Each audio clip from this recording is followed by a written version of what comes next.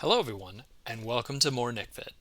I'm David, and if you like Nic Fit, check out nicfitmtg.com, which is a website all about Nic Fit. It has guides on different archetypes and sideboarding and the different matchups for Nic Fit and how they've sort of evolved over time and things like that. It's worth a look. This time, we're on a bug list, and I've made some unconventional choices. I'm not sure these choices are going to be good. I've made some concessions to the meta on MTGO, and I have some throwbacks to some traditional Nic Fit favorites.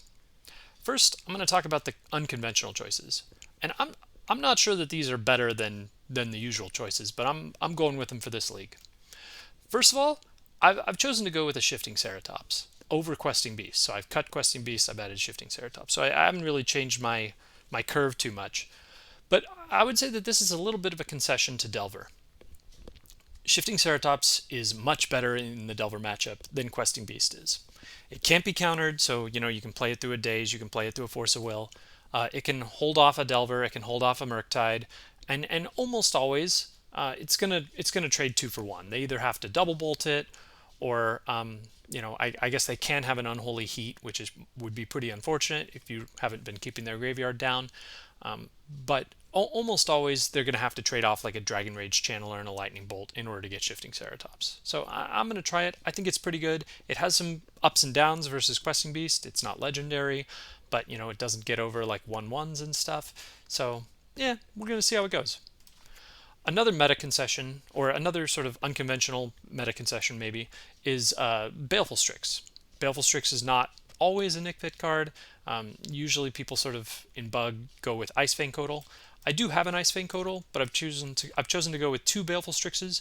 Again, this is sort of a concession to Murktide, and it's a combination of having a 1 and a 2 drop on your first 2 turns, like having a creature in play, something that can block a Ragavan, is more important than it's ever been. So I'm going with Baleful Strix just to have a little bit more on the early curve, and it can hold off some of the late game threats that are still dangerous to us. Fatal Push, sort of similar. Again, gotta take care of a Ragavan before it connects and steals like a Sylvan Library or something like that. So that's sort of, those are probably most of my main deck oddities. In the sideboard, again, got a couple things that are probably not meta choices. Run Afoul, same thing. I'm trying to beat up on Delver. But this also, Bug doesn't have as many solutions to something like Merit Lage. Masked Vandal, again, I would say like Rex Sage or maybe Knight of Autumn if you're playing white are a little more common in Nic Fit. I wanted to try Masked Vandal. It can take out a Cauldron Complete, which is one of the main reasons why I would run it, although it's a little bit less reliable because you have to have a creature in your graveyard and the opponent can respond with something like an Endurance. So it's not always going to be good, but I think in the matchups where you really need it, I think Masked Vandal will be pretty good, and so I wanted to try it. And Bug sort of struggles against Cauldron Complete, so that's why I wanted to try it. I also wanted to talk about one of the things I'm not running, and that's Hexdrinker. Hexdrinker is normally a pretty stable, or a pretty common 1-drop in Nic Fit, and I've cut it actually, and that's because Prismatic Ending is pretty much everywhere. And you have to get all the way to 8 on Hexdrinker in order to dodge a Prismatic Ending, so I've cut it. One of the tried and true favorites that I'm running is Pernicious Deed. It's back in the main. It's a 2 of even, which is pretty uncommon. I would say like most people have been running Plague Engineers, which I've moved to the sideboard. I'm running Pernicious Deed in the main. In the creature matchups, it's a little bit worse than Plague Engineer, but still pretty good. Typically takes 1 to 2 more mana to get online than Plague Engineer. Sometimes comes online a turn later than Plague Engineer. But this sort of really beats up on the Saga decks. So if you have a Pernicious Deed, you can wipe out the Saga, you can wipe out all their tokens, you can kill all their stuff. So that's sort of my plan here. In the sideboard, I've also chosen to go with 2 Ashioks. So I actually have quite a bit of graveyard hate here. In addition to like the Scavenging Ooze and Endurance in the main, I have 2 Endurances, 2 Surgicals, and I'm running 2 Ashioks. This is sort of like it's in here for slightly different reasons than the Surgicals. Against a graveyard deck, I'd probably bring in a lot of them. But Ashiok's in here for a couple different reasons. I'm actually going to bring Ashiok in control matchups, just to sort of like wipe out their graveyard, take out any Uros, stop them from sort of recycling their Swords to Plowshares with Endurance or anything like that. So that's one of the reasons why Ashiok's in here. Also, the shutting down searching is surprisingly relevant. yeah, you could maybe do that a little better with Opposition Agent, but I wanted sort of this combination of milling, exiling, and stopping searching. So stopping the opponent from searching is, even though it doesn't turn off Veteran Explorer, because it says a spell or ability your opponents control, and Veteran Explorer is something we control. I like this because it's still going to be good against lands and depths decks, but it's also going to be good against decks like Cloud Post or things like that. So I sort of wanted this combination because it's good against all those decks that search a lot, but it's also going to be good against decks like just any blue control matchup that's going to try to recycle their graveyard into their library, or maybe try to get an Uro online or anything like that. So this is just sort of another sort of solution in those. Other than that, I would say most of my choices are pretty common. Got some Mindbreak traps, got some Endurances, got some Plague Engineers, Surgicals for the graveyard decks, Carpets to bring in. You typically bring Carpets in against Delver to just make sure that their land denial plan doesn't work, and you swap Vets for Carpets in the blue control matchups because Veteran Explorer is typically pretty symmetrical in those, and your opponent can make use of all the mana. So other than that, I would say I've made a lot of conventional choices. I still have the Primetime Field package. Meren is sort of a big favorite of mine, at least. One of the things I don't like about Questing Beast, and I do like about Shifting Ceratops, is in BUG, a lot of your big threats are legendary. So, Primetime's not legendary, but you got Leovold, you got Uro, you got Meren, and normally Questing Beast. And so I do sort of like that shift that I've made. Cool. So without further ado, I think I'm going to hop into a league and see what happens. All right, let's go. Legacy League. And let's start it up. Hopefully I chose the right deck. I did. All right, good stuff.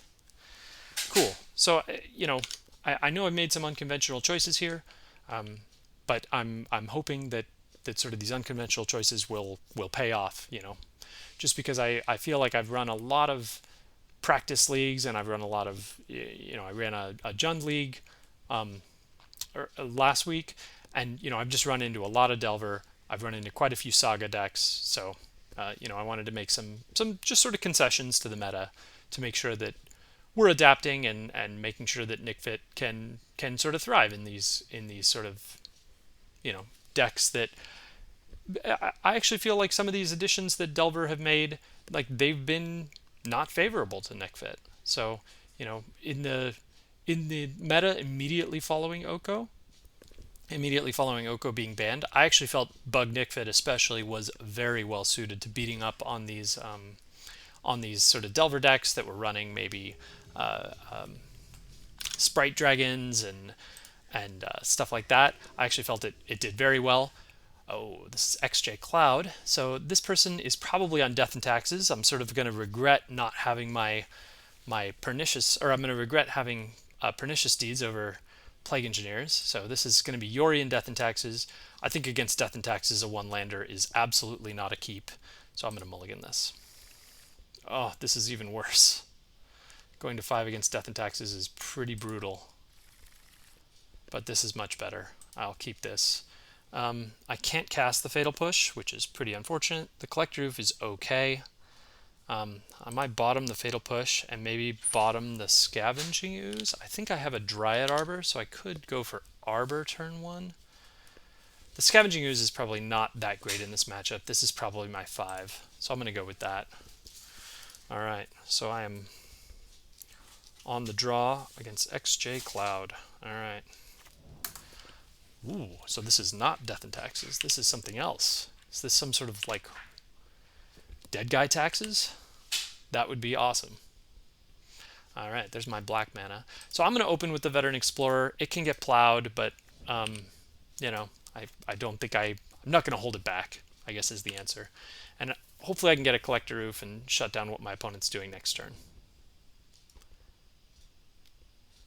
Yeah, there's the plow. Sure. Alright, so I'm going to go with the Trop here. That's probably the land that I least care about in terms of getting wastelanded. So I'm going to go with the Trop and just Collector Ouphe and see what my opponent's got.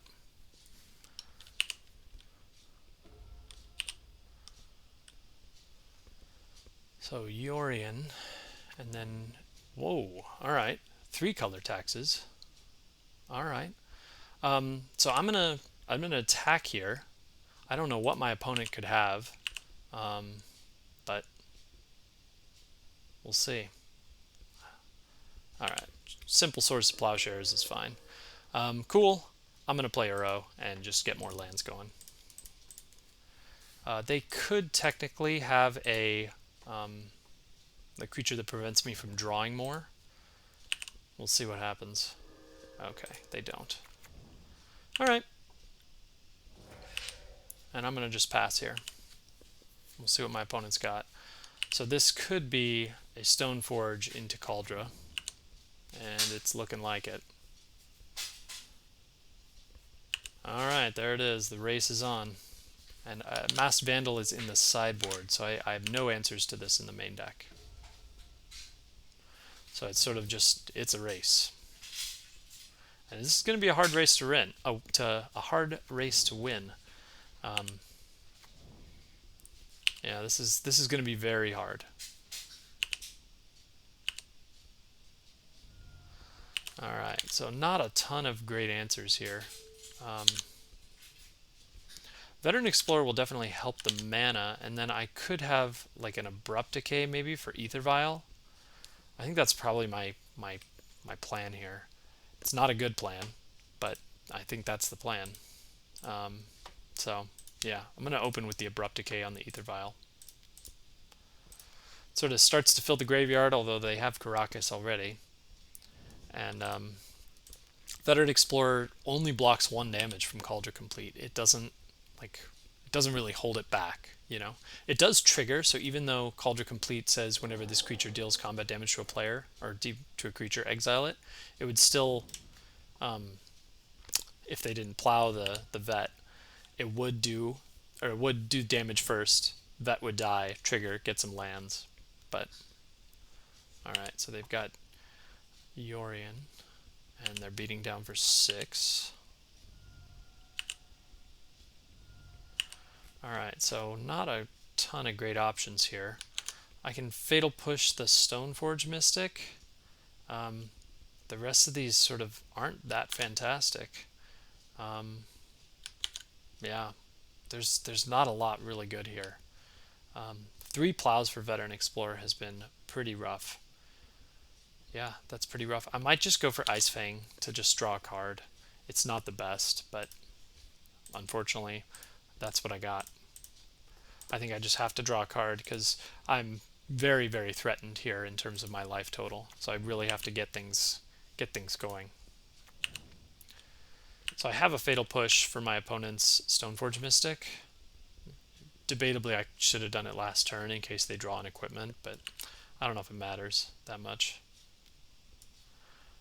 I think I am just going to use it here.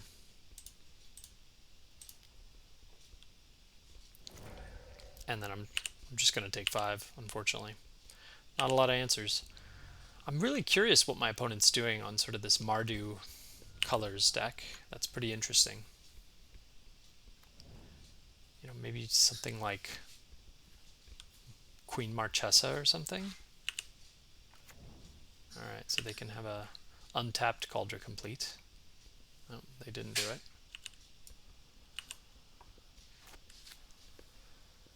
Okay, and this is pretty much game over. I have to either chump block, and yeah, this is game over. I'm just going to concede here. Actually, I might just try to last one more turn just to see some more cards, and we'll just see. I'll see if my opponent reveals anything else. So I'm going to block the Yorion here because it prevents the damage, and then I am dead next turn.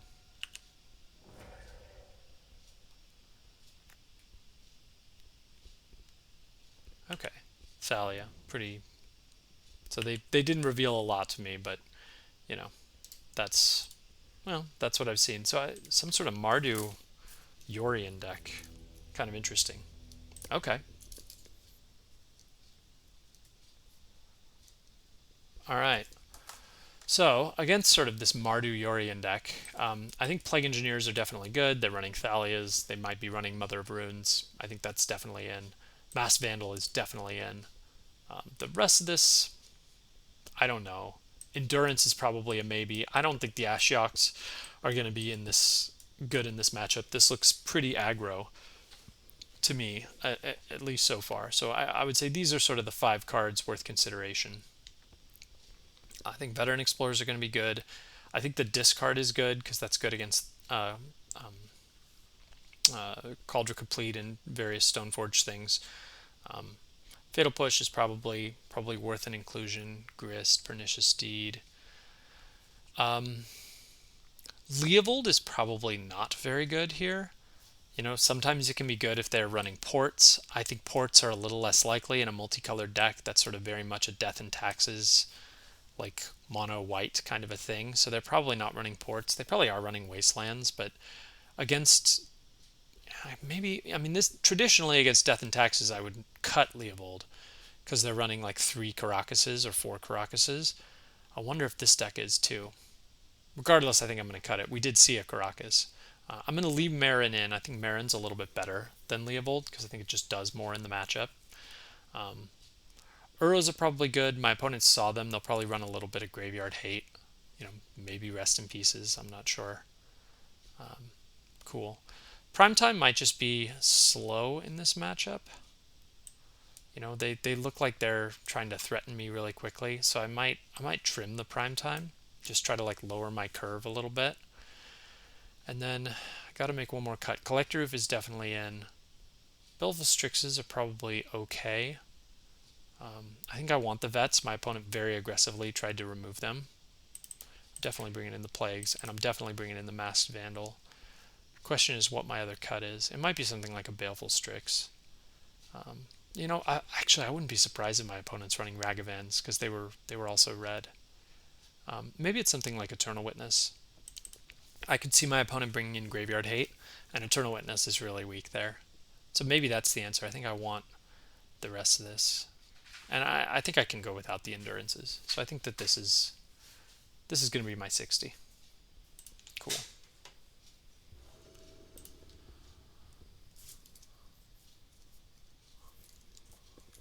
All right. So I've chosen to play first. Hand looks great. I have a turn 1 vet. I have a turn 2 Phyrexian Tower. And I have lots of choices after that.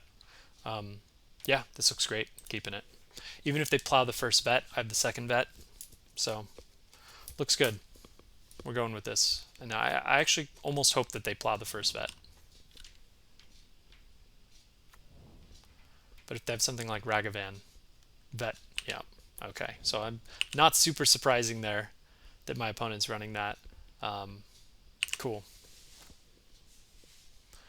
All right, so I have a couple options here. I'm probably playing, you know, I really don't want this Ragavan to connect, especially if I sacrifice a Veteran Explorer. So the answer might be something like Scavenging Ooze and Veteran Explorer, and you know, maybe I want to cast the Uro too. Just to, yeah, if I cast the Uro, I can ramp the Dryad Arbor. So that seems like, you know, a secondary blocker, so they'd have to have 2 removal spells to connect. So I think that's good. I'm gonna get an attack in because I'm sacking this Veteran Explorer.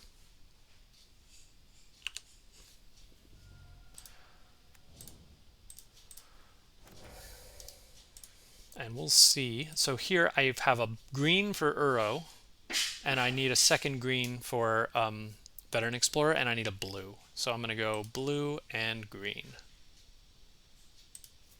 Cool.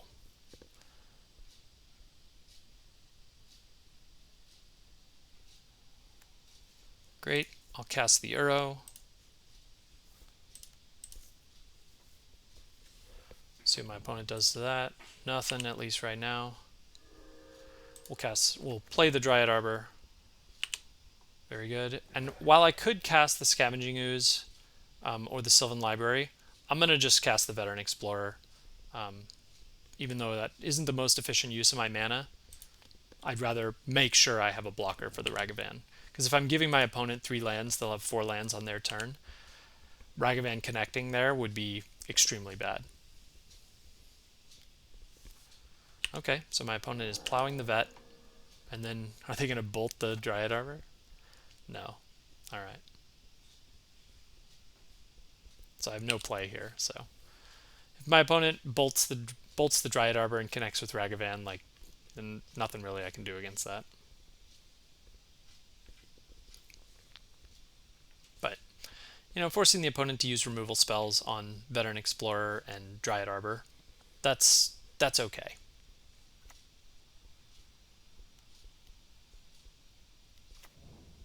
Okay. Magus of the Moon. Okay, so I have a Fatal Push now that I cannot cast. I have 5 lands. I can't return the Uro. So the question is, I can play Scooze and Sylvan, although if I do that I can't pump the Sylvan. Or I can play Ceratops. Ceratops can get plowed.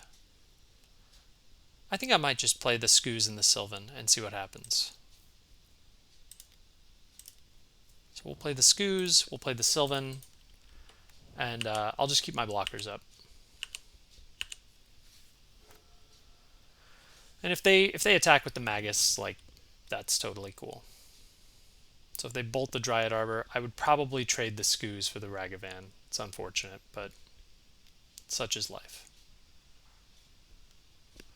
Alright, Recruiter's fine. We'll see what they get, but I'm not super worried about it. Yorion is not in their hand.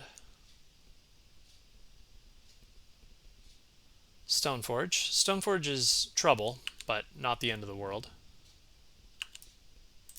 I have 3 draws coming. Okay, they've gotten Kaldra. So we'll see what my opponent does. No attacks.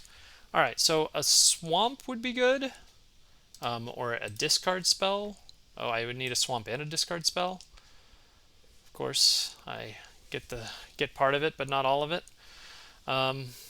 This is very unfortunate. Cool. Trouble. Trouble. Because now I have no way to remove the Stoneforge Mystic, and they're going to Kaldra Complete me next turn. And I didn't get like a... I'll need a Green Sun Zenith to take out the Kaldra Complete after it hits play. Alright, I think the answer is take all of this to try to just get to Green Sun Zenith. And that way I can get Masked Vandal. So I'm gonna just cast the Shifting Ceratops, and I might even get an attack in here. You know, if they want to trade multiple things for Shifting Ceratops, like that's okay. So I'm gonna give this haste. I guess they can just chump with one thing, but even that's okay. Alright. So just pressuring their life total a little bit. They're going to pressure mine with Kaldra Complete, but now hopefully I can get a Green Sun for a Masked Vandal. Because I'm going to go to 11 after this. Alright, just the one attack.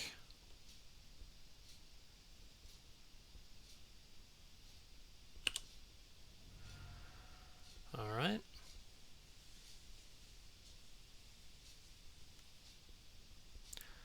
Mother of Runes is trouble, but not the end of the world. Yeah. So really need a Green Sun Zenith here. And I don't get it, of course. Alright. So I think I'm going to take the Prismatic Vista and search up the basic swamp to shuffle the deck and get Fatal Push for Mother of Runes. I think that's sort of my plan. Again, not the best of plans, but it will have to do. Again, just sort of like need to shuffle to get to... I really need to shuffle to get to Green Sun Zenith. Ooh. Whoops. Whoops. That's a misplay. Oh, that's going to be real bad. Forgot about the Magus of the Moon. Well, we'll get an attack in with the Shifting Ceratops. See what my opponent does.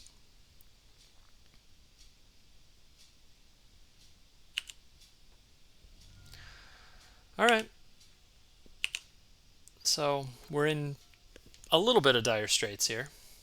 Because, yeah. The Mother of Runes now can protect the Germ, although cannot protect the Collector Complete from the Masked Vandal, which means I do have to leave a creature in the graveyard, so I can't eat everything with the Skoos. Alright, if they're just attacking with that, I'm going to let it go.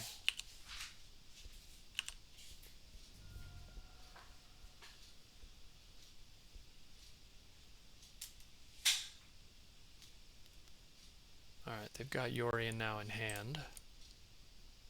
And there's the Aethersworn Canonist, which is fine. Not super concerned about that. I'm going to eat the Vet just to have one more life. But I'm leaving the other one. Alright. So I really need that Green Sun Zenith here. Didn't get it. The blue's useless against Uro. Useless to get Uro. I don't think I can pay here. So I'm just going to get a swamp. And I think they're pressuring my life total too much. I can't Fatal Push anything. The answer is probably Cabal Therapy Yorion. It's pretty bad, but I think that's the play. And that's my only spell this turn because of Aethersworn Canonist. This does give me something to eat with the Skoos. Okay, they've got Solitude and 2 Thalias. Blech.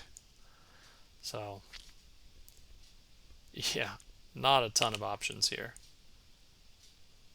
I think I hold back the Ceratops because I want to prevent a lethal attack.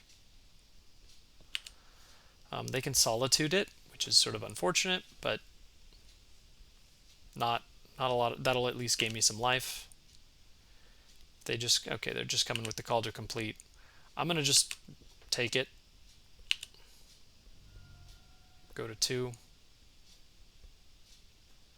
Yeah, just not a ton of options here. I'll eat the Yorion, go to 3. And if I don't have a Green Sun Zenith in that one card, I'm pretty sure I'm dead here. Yeah, so that's the end of the game. Well, another one falls to this sort of... XJ Cloud's been running a lot of D&T, but this was a little different, but still enough to get me. These aggro decks. I made a pretty good punt with the taking the Prismatic Vista, but I'm not sure the alternative of just taking the Swamp would have been that much better. Because they were already online with the Collector Complete. I just really needed that Green Sun Zenith.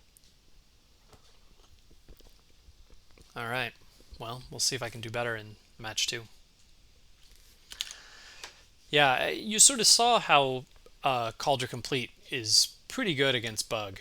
You know, there's just not a ton of answers there. I mean, you can run something like Brazen Borrower maybe, but there's just not a lot of good answers. Even some of the like sacrifice effects, I'm thinking things like Sudden Edict. You know, they typically already have the Stoneforge in play, so you have to deal with the Stoneforge and then Sudden Edict it. It's hard to deal with. So this is why I'm running Masked Vandal. It just didn't work out. Alright. Luxac. That's a pretty cool name. This hand is good. It has some issues. Notably, I have to fetch a Bayou with this in order to cast Cabal Therapy, which I don't love. But I'm going to keep it, actually. I'm going to keep it. So, I'm on the play, and I'm against Luxac, who has not mulliganed. I thought they were going to mulligan, but they didn't. So the other option here, actually, is I can Green Sun for Dryad Arbor. So I can get like a Bayou and Green Sun for Dryad Arbor. But I think I'd rather just Cabal Therapy for Veteran Explorer, or Cabal Therapy for... Cabal Therapy into Veteran Explorer, and I'll name something like Brainstorm. Just I normally don't really like Cabal Therapying in the Total Dark, but I think having a turn 1 play is just very important right now. You know, it's almost debatable to name something like Ragavan, but I think Brainstorm is it's more likely to be a hit. Okay, didn't hit. This is Infect, so that's okay. Do they have a Daze? No, but they have a Force. Okay, so they don't have an Infector except for Inkmoth Nexus, which is okay because I have an Assassin's Trophy for Inkmoth. Alright, so they played the Misty, and they're going to play the Noble. So they have a Force, which is pretty good. This is a pretty good draw for me, actually, because Infect does typically run...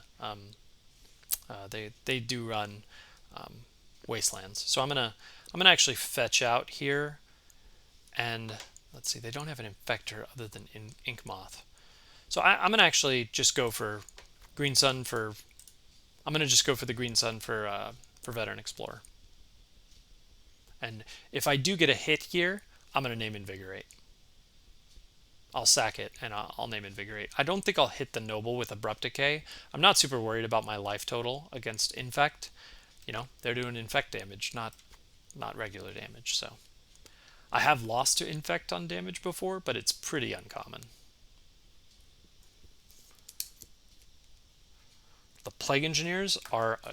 this is another matchup where Plague Engineers are really good because all the Infect creatures have been errated to be Phyrexian. See how it says it's a 1/1 Phyrexian Blinkmoth, which means that they all get hit. All the Infect creatures get hit by Plague Engineer. So I'm going to Green Sun for 1, and we will get Veteran Explorer and flash it back and name Invigorate. So this sort of makes sure that any mana denial plan that Infect has is not going to work. And I'll probably get a Swamp here, and I already have a green. It would be nice probably to have Abrupt Decay online, but I think... do I want the second island? Because getting the second island will get Uro online, although I'm a little ways from Uro. Maybe I'm not as concerned about that. Maybe I will just get a Forest.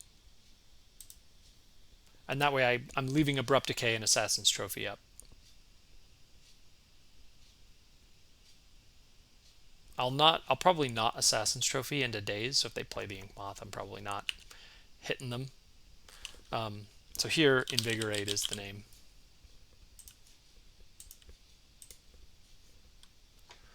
Alright, and they don't have anything else other than another Noble Hierarch. So they do have a Force of Will, so that can protect the Inkmoth Nexus. I'm going to try to draw it out maybe against something else. But yeah, that's the plan.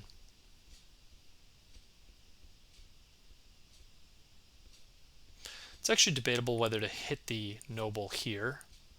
I might actually do it, because they sometimes do run Veil. So I'm going to just hit this here. Just try to work the mana denial plan a little bit, and you know, yes, they have another Noble, but I'm not super worried about that. The deeds in this matchup should be pretty good. So my opponent no longer has blue card to pitch, unless they drew one, and then they're drawing off the Ponder too.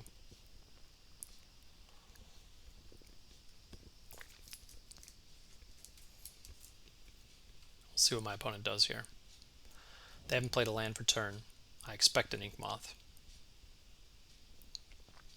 They can just get something like Invigorate Berserk and kill me next turn, and potentially even through Force of Will. Got it. And they have a Glistener Elf. Debatable, I should have held the Abrupt Decay for the Elf. But it's not the end of the world. Alright, I have a blocker for the Elf, so I'll play that, because I will absolutely trade the Dryad Arbor for a Glistener Elf. And if they go for shenanigans with the Inkmoth, like if they just attack for 1, with, say, playing the Noble, animate the Inkmoth, attack for 1, I'll probably just take 2. But if they play any effects, I'll attempt to trophy it. And if they do have a Force, like they have a Force, not a lot I can do.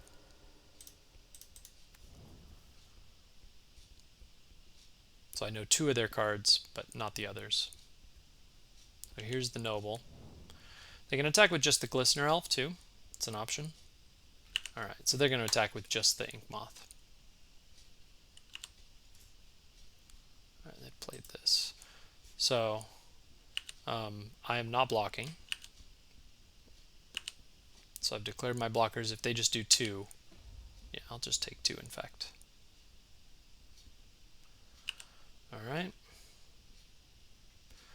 Abrupt Decay is pretty good. That's pretty good. I'm going to play an island, and I'm going to Abrupt Decay on my turn. And I'm going to use the Bayou to do it. You do, against Infect, you frequently do the... oh, you said I was going to use the Bayou. Let's see, black-green. You do it on your own turn because their pump spells sometimes double as protection spells. And so that this way you make sure you trade. I could trophy the Ink Moth here as well. And I think I don't mind that, actually. I think I will do that. So I'm going to trophy the Ink Moth. And if they force it, they force it. Not a lot I can do about that. Okay. So they forced Pitching Force. Looks good. Might as well get the attack in. They're not attacking with the Noble next turn. So get the attack in, see what happens. So they're going to hit me for 2 more Infect, which is trouble, but that's okay. Lots of good draws for me. Green Sun Zenith is good. I can get back the trophy. I have a lot of flying blockers. I could Green Sun for... actually, I'd probably Green Sun for Ice-Fang Coatl, which I think is just better. That'd be a very good blocker. Alright. So I'm almost into trouble mode here. Okay, there's Green Sun. So I can Green Sun for 5, up to 5. I probably don't want to play into Daze. Gaining life is not super relevant. I could Green Sun for Grist, but I don't think that's the choice either. I think Green Sunning for Ice-Fang is probably the best choice here. I could Green Sun also for Shifting Ceratops, which would be a decent blocker. But I think Ice-Fang is a little better. It replaces itself. So I'm going to go with that. I guess Endurance is also a blocker. But I think Ice-Fang replaces itself, so I think that's my plan. I'm going to go for Ice-Fang. I'm going to hold the Karakas in hand just to sort of see what my opponent does. So we'll play that, tap this, and tap this. So I'm holding up these 2. So I'll Green Sun for 2. I have 3. Oh, I do have 3 snow covereds, so Ice-Fang has Death Touch. Alright, let's get the Ice-Fang. Okay. Not the best draw. I'm going to get the attack in with Dryad Arbor. We'll see what my opponent does here.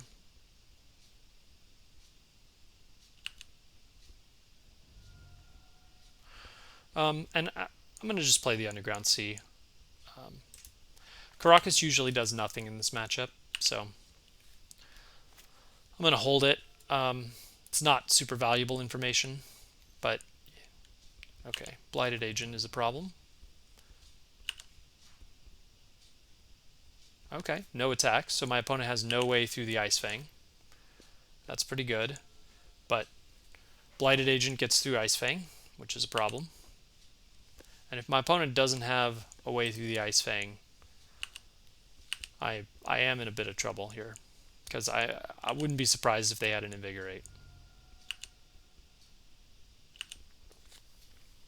So a Blighted Agent will go to 2 power plus 4 power will go to 6, and that would be lethal if they have an Invigorate. Alright. Well, no blocks. Let's see what my opponent's got. Alright, just 2. Double Ink Moth. Alright. Primetime will not end the game, but it does lots of things. So let's go with that. I have 1, 2, 3, 4, 5, 6, 7. And let's see. Yeah, so this would be enough, I guess. Maybe I'll play the Karakas here just to maybe confuse my opponent. And we'll just play this one. Prime time's not the best here, but, you know, I'm at least going to threaten my opponent's life total.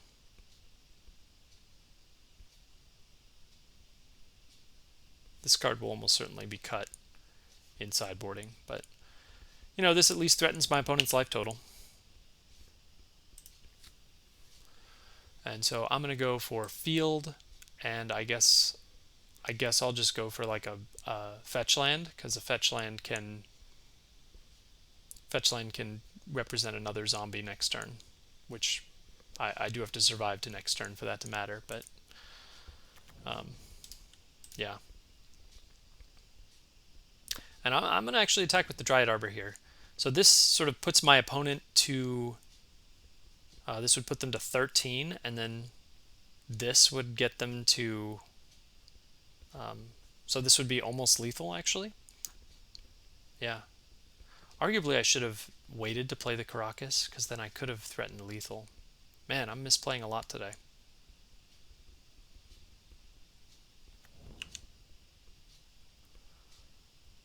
Alright, so we'll get in with the attack with the Dryad Arbor.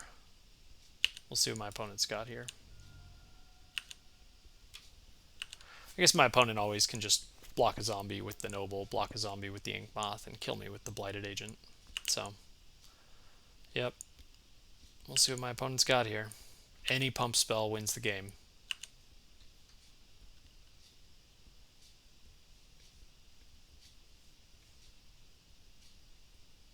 Alright.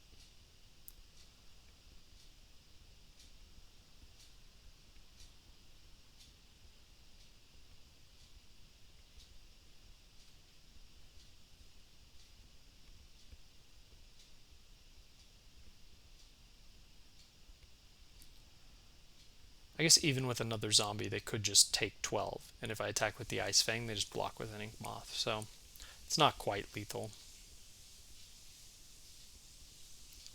Or they just block a zombie, rather, with the Ink Moth. So that would keep it away from lethal. So I do need to draw something here. But we'll see what my opponent does.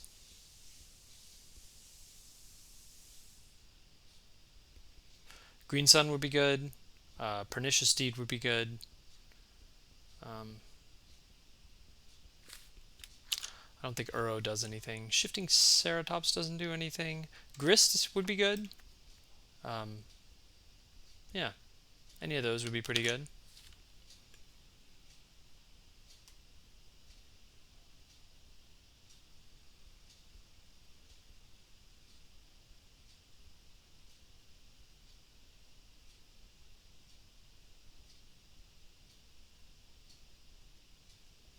My opponent's having a bit of a think here. Guess they can hold up Force of Will here, which is a pretty common card. They've already used 2, but you know, could have a third.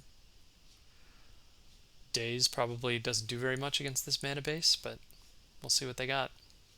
The Pernicious Deeds are going to be very good post sideboard.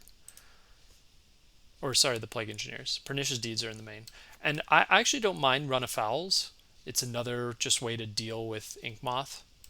Endurances can block Ink Moth too, although they're not quite as good. Yeah. So probably bring in the Plagues. Definitely bring in the Endurances. Possibly bring in the Run of Fowls. That's probably my plan. My opponent has not disconnected. They're just thinking.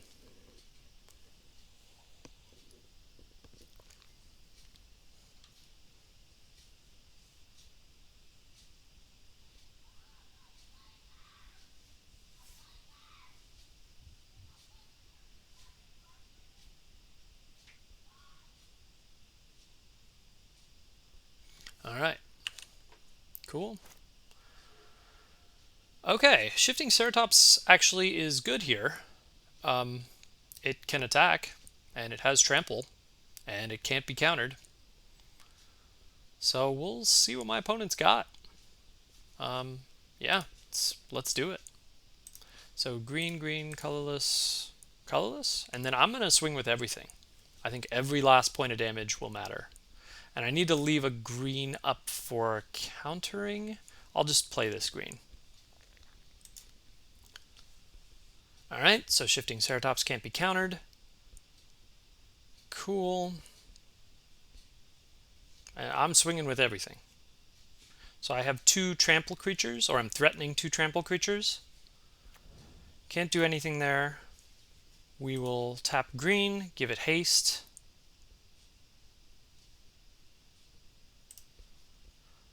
Play the green. And we'll give it trample before, we'll give it trample later. So we'll see what my opponent's got here. All right. And everything's coming in. This isn't that important, but I guess I'll use it. So we'll get a Phyrexian Tower, and I'm going to leave this up in case they have something. So I'll just get I'll get a Prismatic Vista. And we'll see what my opponent's got. So they sort of, even if they block zombie, Dryad Arbor, they can block 3 things. Zombie, Dryad Arbor would be their best. They take 12, which sort of makes the field, which makes my sort of misplay the previous turn that much worse.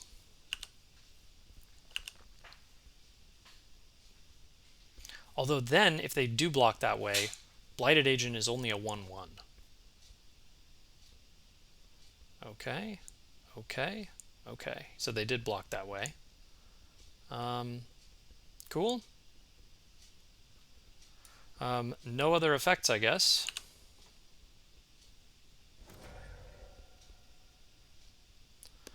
Alright. So Noble Hierarch will win the game. Or any pump spell. And my opponent knows I have absolutely nothing.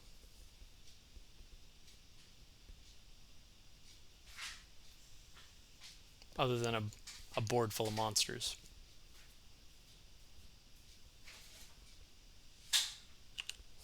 My opponent says, any pump, come on. So we'll see what they got. Oh, he got there, he says.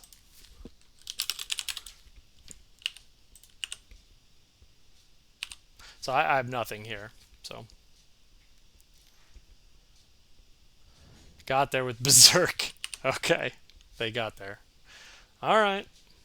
So I actually misplayed playing that Karakas before playing the Primeval Titan. It could have cost me the game actually there. Carpets are debatable. You know, sometimes they're on a mana denial plan. I think the Endurances are a good surprise. Run of Fowls are probably debatable. They're good against Ink Moths, and they sort of get through any sort of protection that the opponent has. So I do kind of like them. Collector Ouphe doesn't do anything. Thoughtseize and Cabal Therapy are fine. Sylvan Library is good because you can just pay all the life you want. Really doesn't matter. Pernicious Deed's good. Uro's actually not very good in this matchup. Leovold's pretty good. So I'll probably trim the Uros. Meren can be good because it can recur like Baleful Strix or Ice-Fang Coatl or something like that. And I think Primetime's it's just too high. So I think I definitely want all this.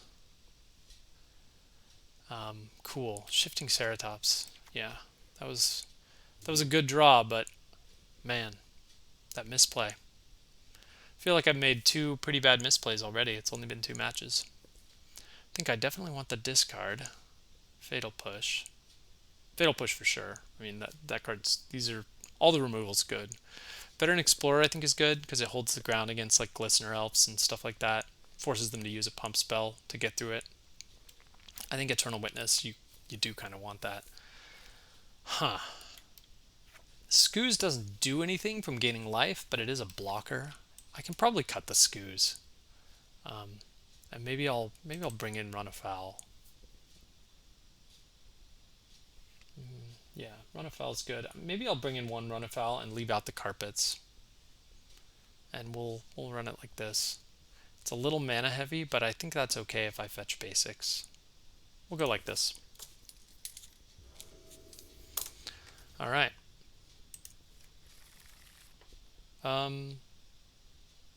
Yeah, this is good.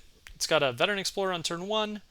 It's got Phyrexian Tower on turn 2 into Thoughtseize. I think this is fine. Let's keep it.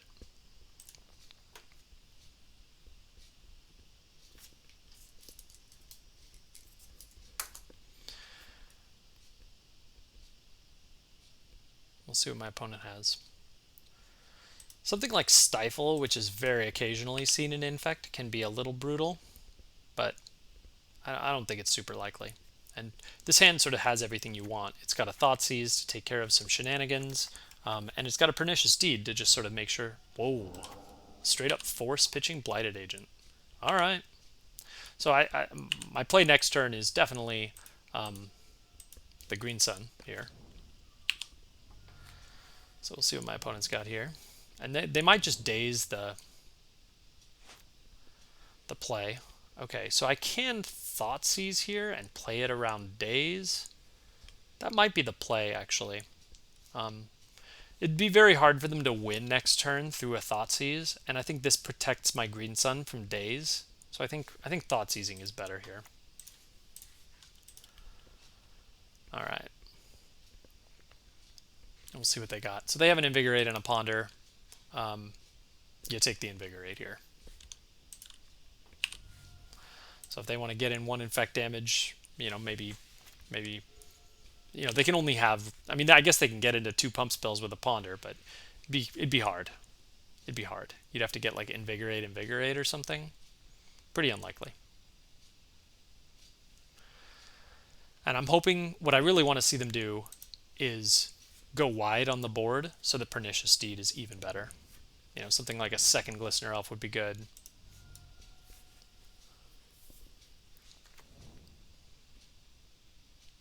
Even a Noble Hierarch would be okay. All right.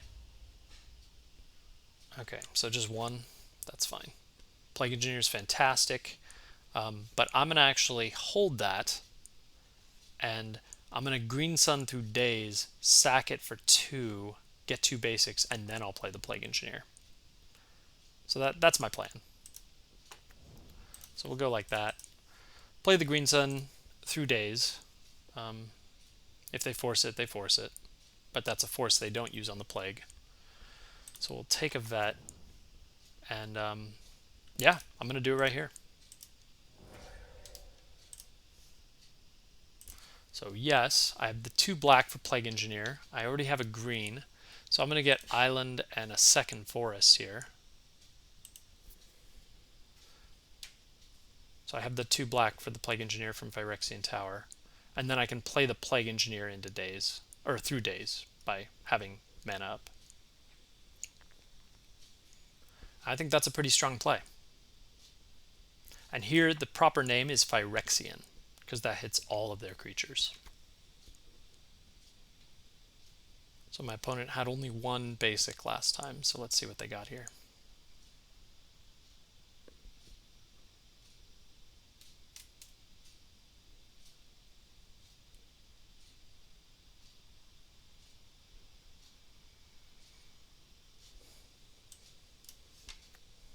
Okay, so we'll go Plague Engineer, and I'll leave up the Island just to, be cheeky.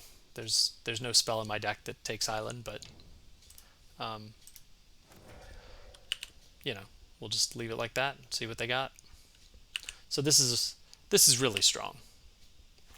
Even Ink Moth is a Phyrexian if they activate it, so they need to get something that kills a creature, which is... There aren't a lot of those in green and blue. One of the frequent things that they play, that they can do to get through this, is like play a Noble, and then when you attack, they can Invigorate the Noble. So it's an option. I do have an answer for that in just like having a Pernicious Deed sitting around, and if they Invigorate the Noble, you just crack the deed for 1.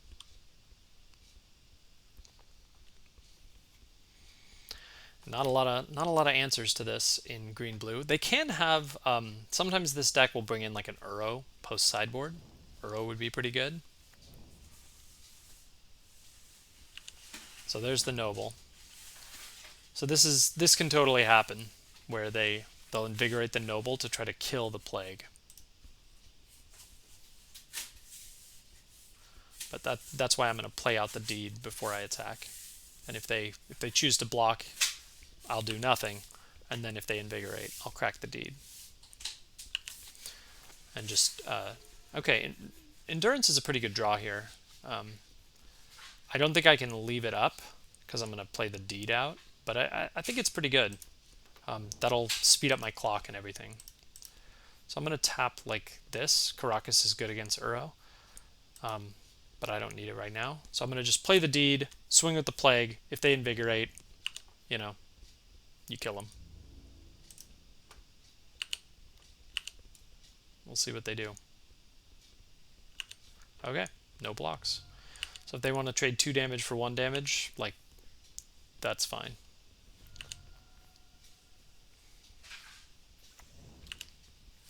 Alright, so Uro's off because of the Karakas. I mean, yeah, they can draw some cards, but it's not gonna win the game. Alright, no attacks. Kind of interesting. Alright. So Endurance is good. I'm going to hold the fetch line in my hand. I don't think it's relevant right now. I'll play the Endurance at the EOT, or in response to some effect, if that becomes important. I don't think they're running something like Murktide. They could be, but I think it's pretty unlikely. I haven't seen Infect running Murktide.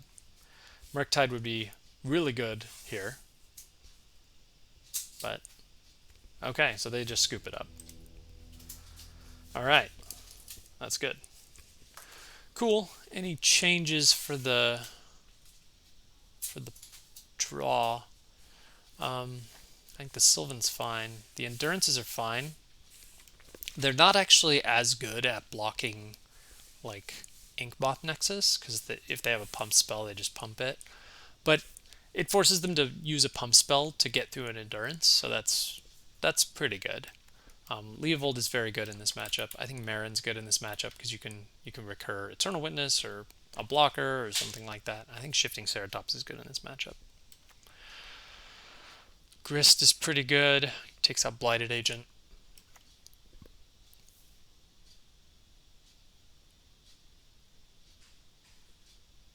Yeah, I think this is good. I'm going to just run it back. Cool.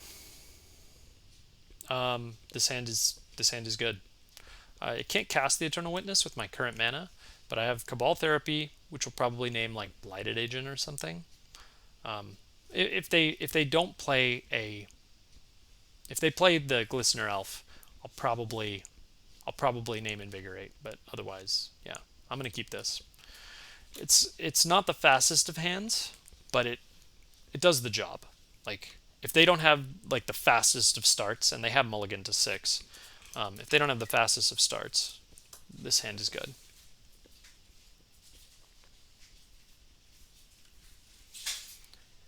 Cabal Therapy is pretty good here, you know. We'll see what they got. If they open with Noble Hierarch, I'll probably name Blighted Agent. But if they open with Glistener Elf, as they've done, I'll probably name Invigorate, which is usually what's in their best starts. Okay, so I'm going to just open with the basic here. And now I do have mana to cast the Eternal Witness, but I do have to hold up the Assassin's Trophy probably. But I'm gonna open with Cabal Therapy. If they daze it, they daze it. And Invigorate's going to be the name. Okay, they've dazed it. That's fine. Okay. So they, in theory, can have just like Invigorate Berserk and I lose the game. It can happen.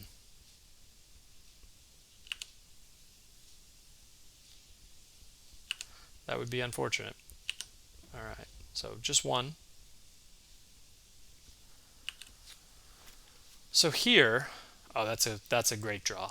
That's a fantastic draw. Alright. So I think here I'm going to go Bayou, Veteran Explorer, Flashback Therapy, and then I have options essentially at that point. I can Assassin's Trophy, I can Plague Engineer if I don't see a Daze. I have lots of options. So I think that's my plan. And Assassin's Trophy after sacking the Veteran Explorer is just pure. It does everything, right? Like they won't have any basics. So Veteran Explorer is the play here. I'm really happy. That's a great draw for me.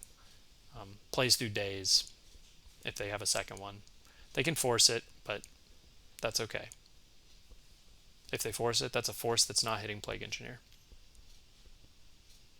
Are they gonna... They can Veil? They're just floating green.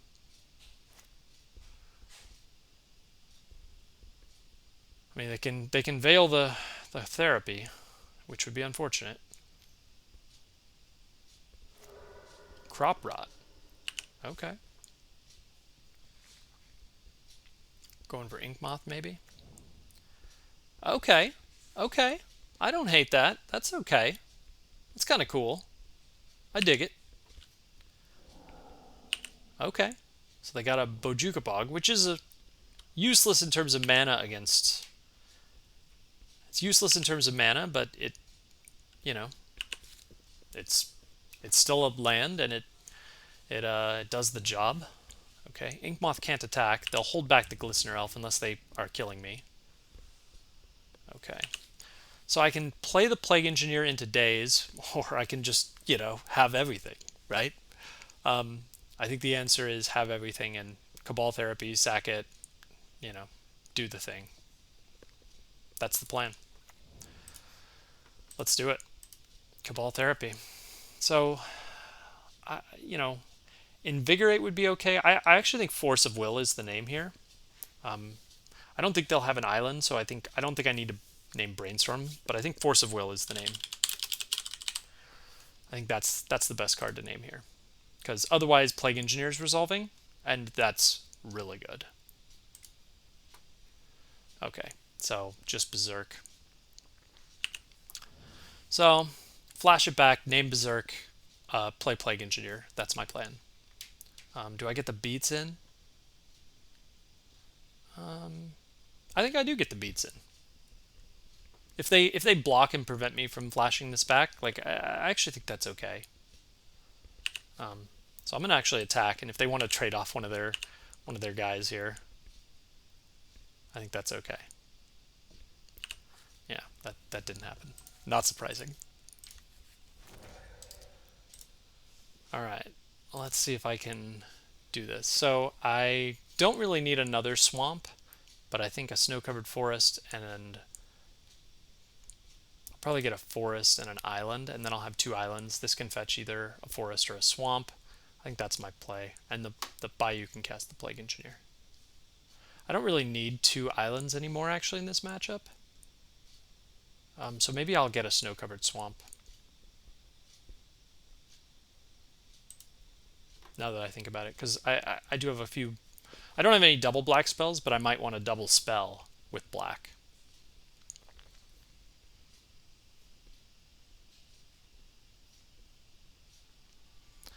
And this puts my opponent in big trouble. The Ink Moths also get named by Plague Engineer. So if you Plague Engineer naming Phyrexian, it hits Ink Moth Nexus, and it hits Glistener Elf, and it hits Blighted Agent. So they're just in big trouble, is the answer. Like this forces them to draw into something, and they don't have anything in their hand.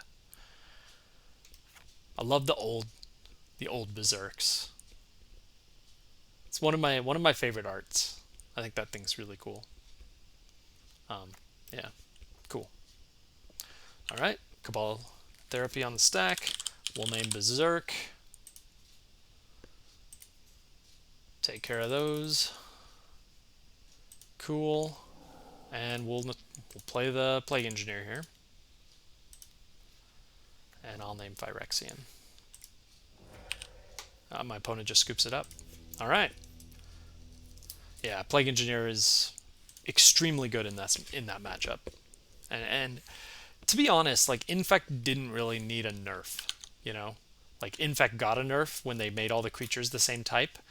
They didn't need it. Yeah, it's unfortunate that cost me a game. It might have cost me a game, my misplay in game one, but it's good to win the match there. So yeah, made a couple misplays already, but you know, recovering. Sort of shows that I'm a little out of practice with Bug. I don't think I've put BUG Nic Fit through a league. I think maybe the first week or two of Modern Horizons 2, right when Endurance and Grist came out. I think I ran a couple leagues. I think that's about it. I haven't done any in a while. We'll see how this goes. Yeah, Infect really didn't need a nerf. Plague Engineer. Although I do have to say, like, maybe my opponent is thinking there are fewer Plague Engineers, I feel, like, running around right now. There aren't a lot of decks. For a long time, like, a ton of decks are running them in the main deck. But now, like, Ragavan has sort of made people have to go lower curve against creature decks, and a lot of people are running Urza Saga, which Plague Engineer is not very good against Urza Saga. So I think a lot of people have sort of stopped playing Plague Engineer, or it's sort of not as popular as it was maybe 4 or 5 months ago. And so, maybe this was a good meta call from my opponent on Infect. I don't really know how the Infect versus Delver matchup goes, but I would actually expect Infect versus Saga is not terrible. Their Infect is typically a Wasteland deck, even though we didn't see any. And, yeah, you can just Wasteland things, even if they play something like a Standstill or something. You have Inkbomb Nexuses. You're going to kill them pretty quickly. So, yeah.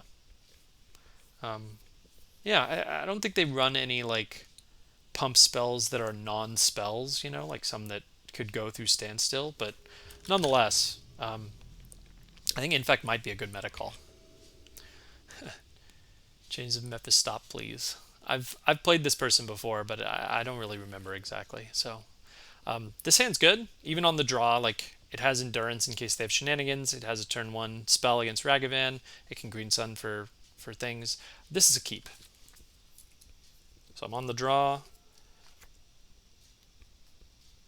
Yeah, all right, cool. That's no problem. Ponder is totally fine.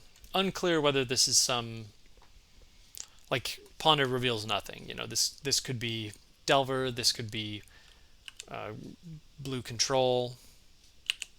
Could be a lot of things, I guess. I don't mind Cabal Therapy at all. Even though, like, Cabal Therapy turns off my Fatal Push, I don't mind Cabal Therapy. I can name Brainstorm, or I can name, like, Force of Will. I think those are probably the two best names.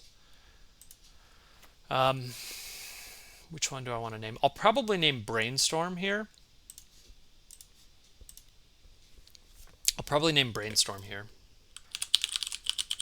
If they want to force my turn 2 play, like, I'm probably okay with that. And I think Brainstorm is better because if the Green Sun resolves, I don't want them to Brainstorm in response to flashing back Cabal Therapy. So I'm going to name Brainstorm here. Brainstorm's a hit. Looks like blue control. So that's good. Cool. Yeah, my hand is pretty good in this matchup. They have a Snapcaster, but I have an Endurance. Prismatic Ending is good, but it's not amazing. This is actually pretty good. I could cast Grist. I could cast maybe a Leovold even. Leovold might not be a bad one. I think Leovold's probably the play here. Leovold's really good against their hand. It turns off all their cantrips, forces them to Prismatic Ending. I can actually hit the Prismatic Ending with the Vet, which seems pretty good. Yeah, let's just play the Vet and flash back the Therapy. And the goal in the blue control matchup is to get to prime time. If you don't lose a lot of games when you get Field of the Dead online. It happens, but it doesn't happen that often. So if I want to play Leovold, I need Island, and so they're predicting targeting themselves. Let's see what they name here. They probably have it. Name Snapcaster. Mills Snapcaster. Draws 2 cards. All right. Okay. So that was probably their Snapcaster. But I'm gonna name Prismatic Ending here. All right. So I have the green, so I'm gonna go, or I have the black rather, so I'm gonna go green, I'm going to get the other one. I'm going to get the regular forest and the snow-covered island. And then I'm going to cast Leovold. And if they force it, they force it, but I'm going to name Prismatic Ending here. Which I guess they've brainstormed. Or no, they didn't brainstorm, they pondered. Okay. Okay. Let's see if they have any shenanigans. They could have a brainstorm here. Snapcaster. Okay. I mean, I guess that's okay for them to just like play out Snapcaster, because they can't cast it. So they just played a 2/1 flash. I think that's okay. So I want the Prismatic Ending here.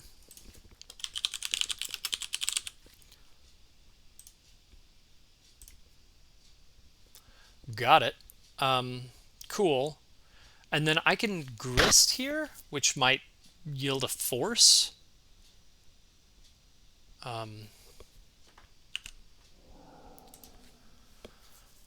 Yeah, they'll probably force the Grist.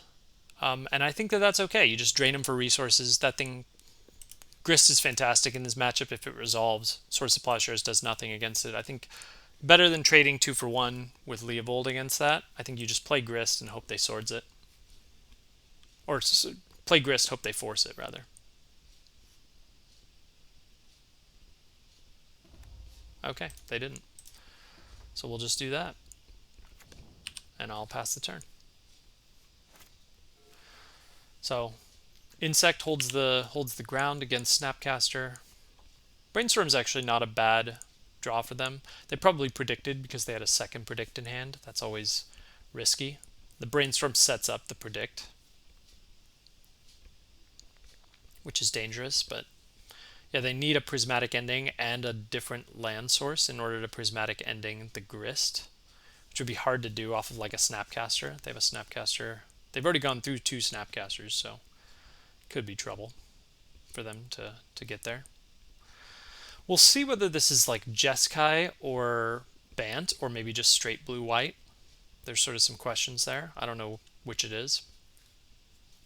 If it's blue-white, typically runs something like Monastery Mentor, so I really want the Fatal Push there. That's sort of like another out. Swordsing the token. Alright. We'll see what they got here. They're just going to beat down on the Grist. I think that's okay. Alright, here's where things get trouble for my opponent. So I'll play the field. I'll tick up the Grist. And then I can Green Sun, or I can play the Leovold. Or I can hold up Endurance. Green Sun could get Uro. I don't think Uro's very good right now. I think I want to hold Green Sun for prime time if I can. Leovold would be okay. Leovold means I can't hold up the Fatal Push. Endurance means I can. I think you just hold up the Endurance here. And Endurance holds up Fatal Push as well.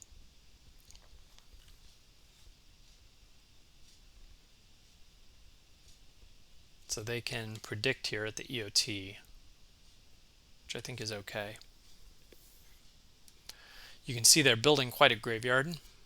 This is why I like the Ashiok in this matchup. It sort of stops a lot of what they got going on. I milled my Karakas, which is unfortunate. The only way I have to get that back is with Eternal Witness, which is not terrible. Or I guess I can put it back with Endurance, which I might do. I don't mind that. It's very rare to like use Grist in order to like do Grist's -5. Like that's probably not happening. Alright, they're predicting. Let's see what they do here. Okay. Named Terminus. So they now have 6 cards still. There's Scalding Tarn. That means this is probably Jeskai. Yep. We'll see what this is. It's probably Prismatic Ending on Grist, which I think is okay. Yep, seems fine to me. Sad to lose it, but I think it's okay. All right.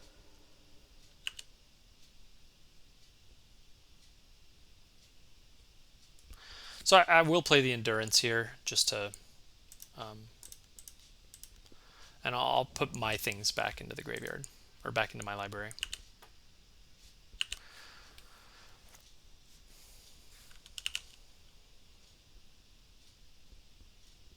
So my opponent sees what I'm drawing.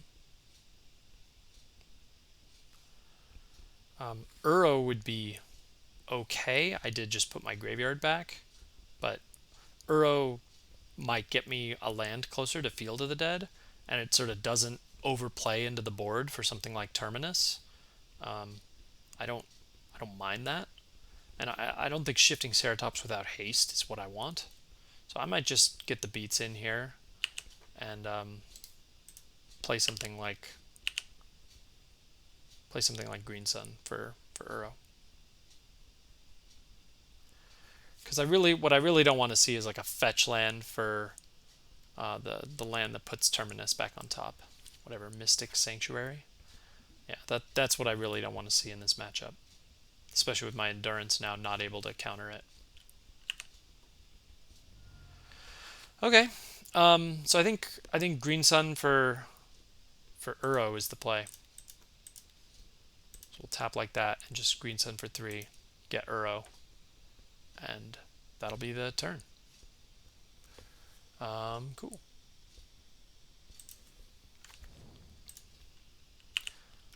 Uro gives me a bit of inevitability. Dryad Arbor's fine to play out. Even if they Terminus here, like that's okay. This makes drawing a fetch land or something like that really good. Yep. I know they have Force of Will, which is dangerous, but yeah. Okay. I'm definitely not using the Fatal Push. So fetch land turns on field. So I'm going to go ahead and do that.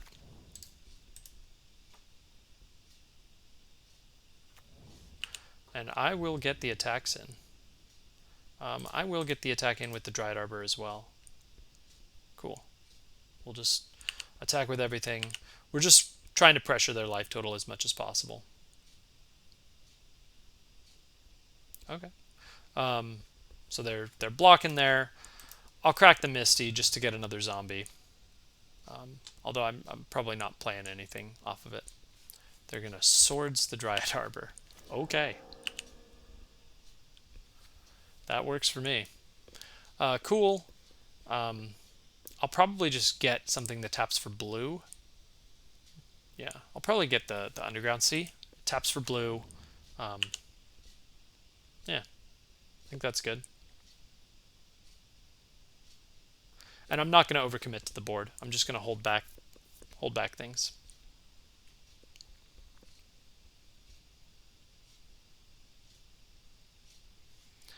Using Plow on a Dryad Arbor, that feels good. And even still now, every fetch land is 4 power. You know, like it feels good. My opponents, they're going to be at 11 here. It's not a super fast clock, but with Shifting Ceratops and some other things, like this clock can get there. Cool. I'm just going to hold up. I'm not going to overcommit to the board. If they tap out for something like Jace the Mind Sculptor, sure, I'll play Shifting Ceratops, but yeah, I think that's okay. Prismatic ending on the Endurance works for me.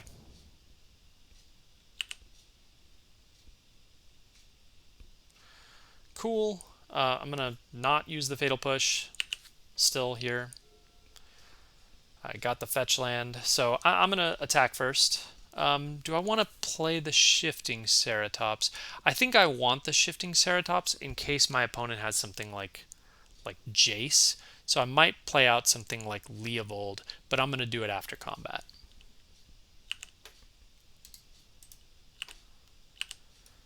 We'll see what my opponent does with blocks. Do they trade off the snap for the zombie? Leovold's pretty good in this matchup. They do have a Force of Will. But I am just putting power onto the board with Verdant Catacombs, you know? And I can hold up the second part of it until the end of their turn. So here that puts some power on the board, and then we'll just go black, green, blue. And got Leovold, which is really good, and we'll just pass. And I have the Verdant up. So you want to make sure that Terminus is just a 1-for-1. That's sort of what you always want to do in this matchup. So that's why I'm doing what I'm doing. I do have lethal on board. There's the Mystic Sanctuary, setting up a Ponder. All right. Okay. Snapcaster. All right. They're going to just flashback Terminus here, which is okay. That works for me. Okay. Yep. So they traded 1-for-1 with the Leovold. And I'm going to crack this, get a Bayou, and just really put some pressure on their life total. So I'm going to attack for 7 this turn. Phyrexian Tower is pretty good. Yeah, Phyrexian Tower is pretty good. I'll play it out. Cool. We'll go Ceratops, green, green, black. Shifting Ceratops. Force of Will is dead here. And we'll just get the beats in.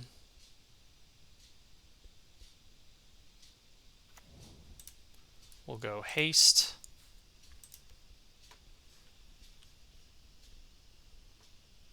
I'm only attacking for 7, but this just puts a ton of pressure on their life total.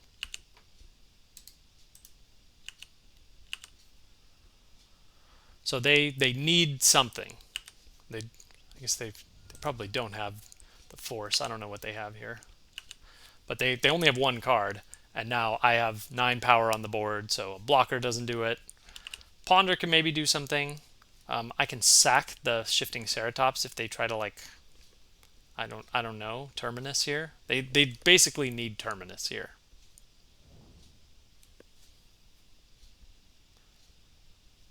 We'll see what they got. Ponder for Terminus. Nope, scoop it up. All right. All right. So this is Jeskai. And what do I want in this matchup? So normally in this matchup, I trim the vets to 1. Bring in the carpets. In Jeskai, I don't like surgical. So I would consider surgical if they had something like Uro, because then in that matchup, like if you surgical the Uros and you surgical like Endurance, that is the end of the game, you know, almost. You know, they have like Jace the Mind Sculptor, and that's their only out. If they do have something like Entreat, that's trouble. But yeah, I don't really like surgical here. I like Ashiox more than surgical, because this wipes out the whole graveyard in one go for Snapcasters, so it can make their Snapcasters into just 2/1s. And this is a backdoor win condition, you know? Miracles churns through a lot of cards, and if you just like exile, you know, if they have like 15 cards in their graveyard and you just exile 4 more, you've exiled a third of their deck, you know? Like they can just lose the game from a couple activations of Ashiok. Even if they're still alive, they can go down to just a few cards and then lose. All right. Endurance is okay just as a creature that comes in and as a surprise. Run of Fowls, no. Mind Break Traps, no. They might be running something like Counterbalance, but I don't think Mass Vandal is what I want against Counterbalance. And I don't think Plague Engineers are good. They haven't shown me Monastery Mentor, although they probably have it. Debatable whether I want Plague Engineer or Pernicious Deed. I'll probably want Pernicious Deed over Plague Engineer. I don't know. It's debatable. I like Pernicious Deed. It can take out all the monks, but also kill the mentor. So I think I'll keep that. Ouphe is out for sure. They don't have any artifacts. Meren's decent. It's not stellar. Shifting Ceratops is good. Uro's good. Grist is good. Eternal Witness is good. Sylvan Library is great. Assassin's Trophy is just okay. Fatal Push is probably a cut. That's probably my cut for endurances. And this is probably my deck. 30 seconds. Yeah, probably don't do anything with the surgicals. It can get a win condition, but I don't.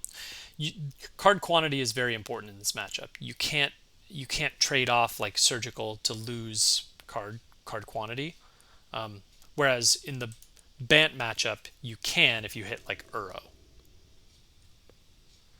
So really, you saw the power of field there, and so resolving a Primeval Titan, which virtually always gets on field, will basically always, not 100%, but almost always wins the game in this matchup. And you saw how good field was even without prime time. Like the prime time is just the way to get field. If you naturally draw field and just get it online, that works too. Field's just very hard for miracles to deal with. They typically have no outs to it. They don't run any removal for it. Prismatic Ending can't hit it. Council's Judgment can't hit it. And they don't run Wasteland.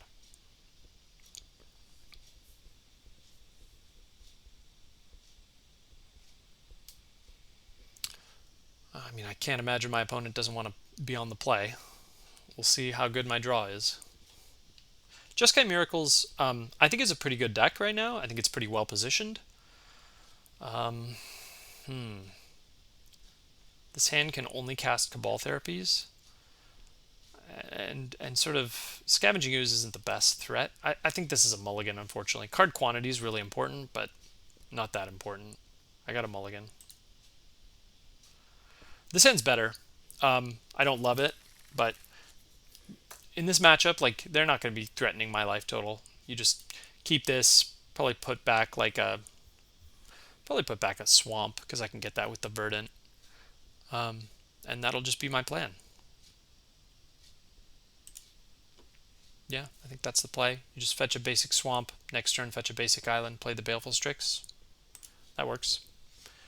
My opponent also mulled to 6, so we're even there.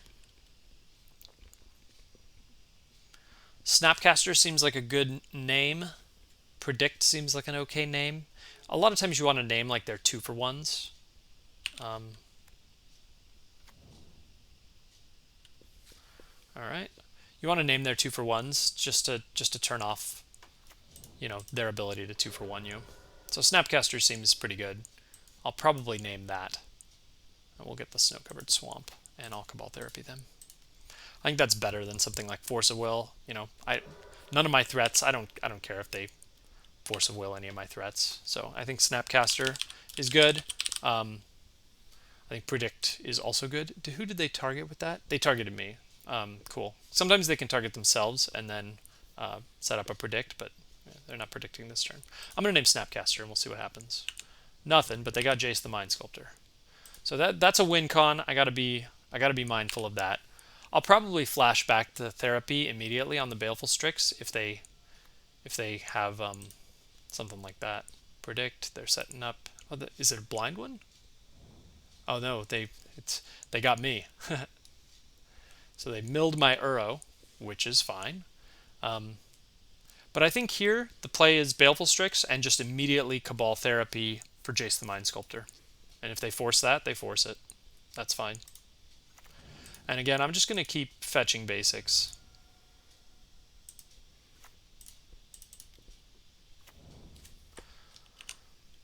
Cool. And we'll Cabal Therapy targeting them, naming Jace the Mind Sculptor.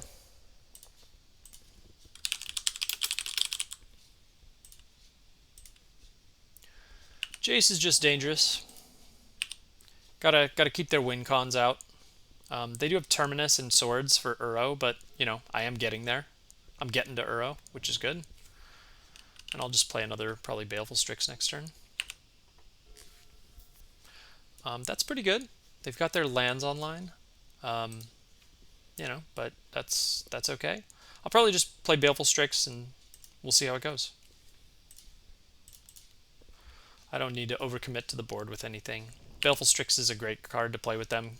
to play against this deck because it doesn't really commit to the board at all. You know, like doesn't if they swords it or terminus, like you don't care. Yeah, so I think that's fine. I'll probably like Green Sun next turn and expect a counter spell just to fill the graveyard. I have 2 Green Suns, but I want to get Uro online.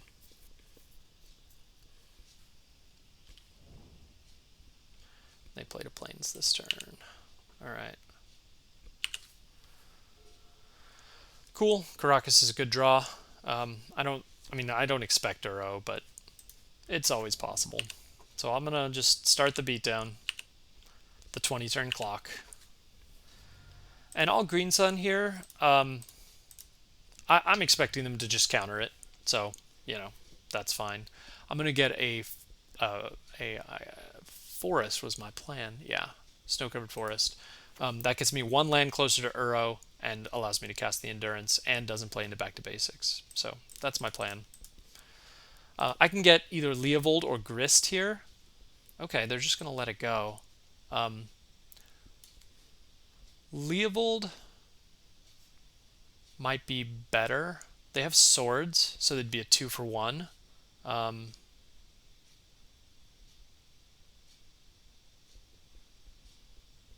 But Grist is really good. And if I get the Leovold online after, that's really strong with Karakas. So maybe maybe I'll go for Grist this turn, and then I'll go for something else the turn after. And this sort of fuels my Uro. I'm just going to 6 here. Alright, milling a fetch land is fine.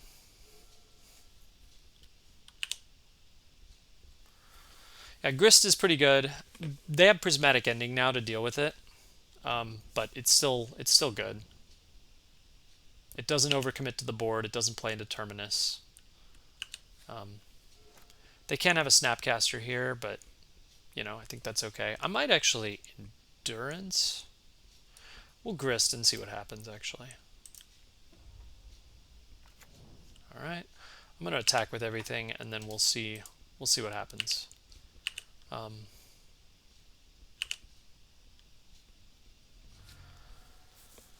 Okay, so my options here are play the Endurance or play Leovold. I don't really want to play Leovold because they have Terminus, so I might just play the Karakas and hold up.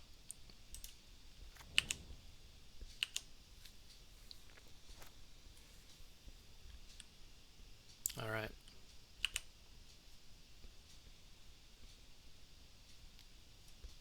Okay. So there I lost literally nothing. That's probably the Terminus that was in their hand, but we actually don't know.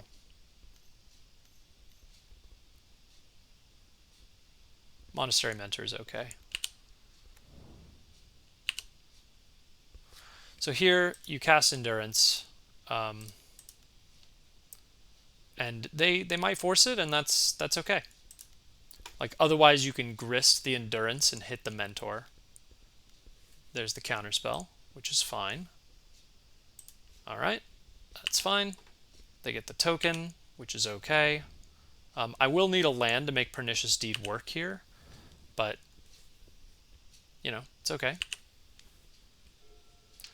Shifting Ceratops is an okay draw. It's probably not what I want right now.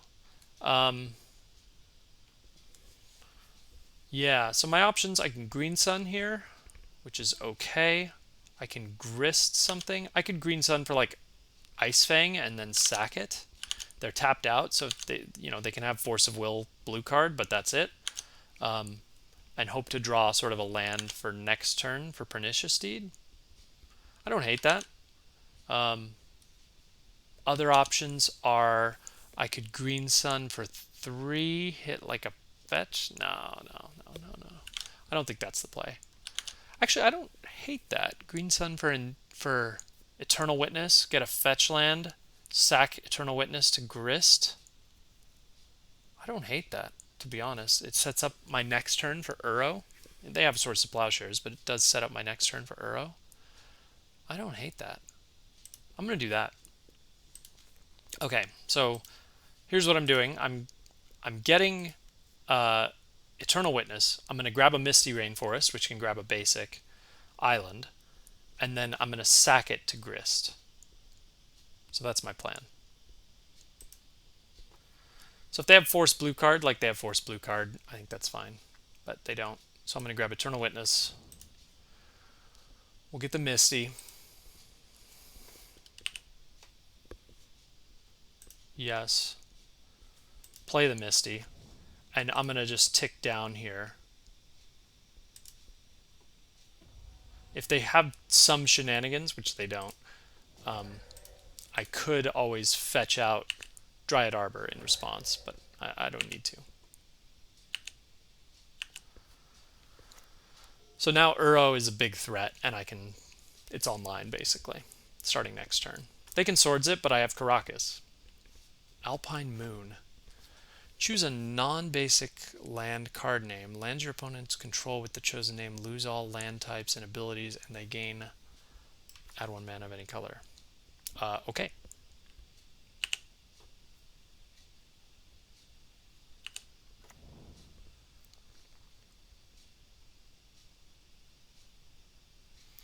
They are trying to set up for like a lethal attack on Grist, probably.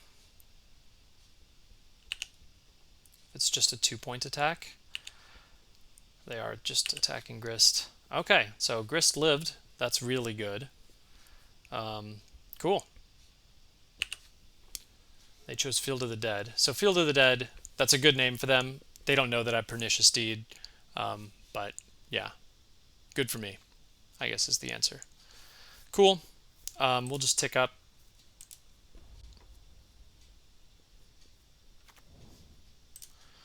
I'm going to fetch an island, and I'm going to cast Uro.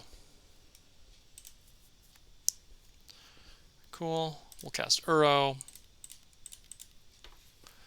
And I'll just exile all these lands. I don't care about any of them. None of them are relevant in this matchup anymore. Cool. And if they, they had Swords to Plowshares in the hand, they brainstormed a bunch of times, so who knows what they got now. But if they Swords it, I'll just Karakas. Yeah, I'm playing this Bayou. And I'll actually play out the Sylvan. Even though I have Pernicious Deed, I can... Okay, they're gonna force that. Make the Monk a little bigger. That's fine. Cool. Works for me.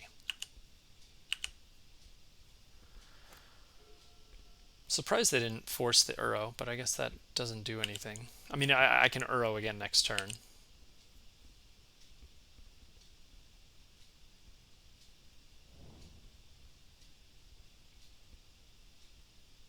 Alright, my opponent just scoops it up.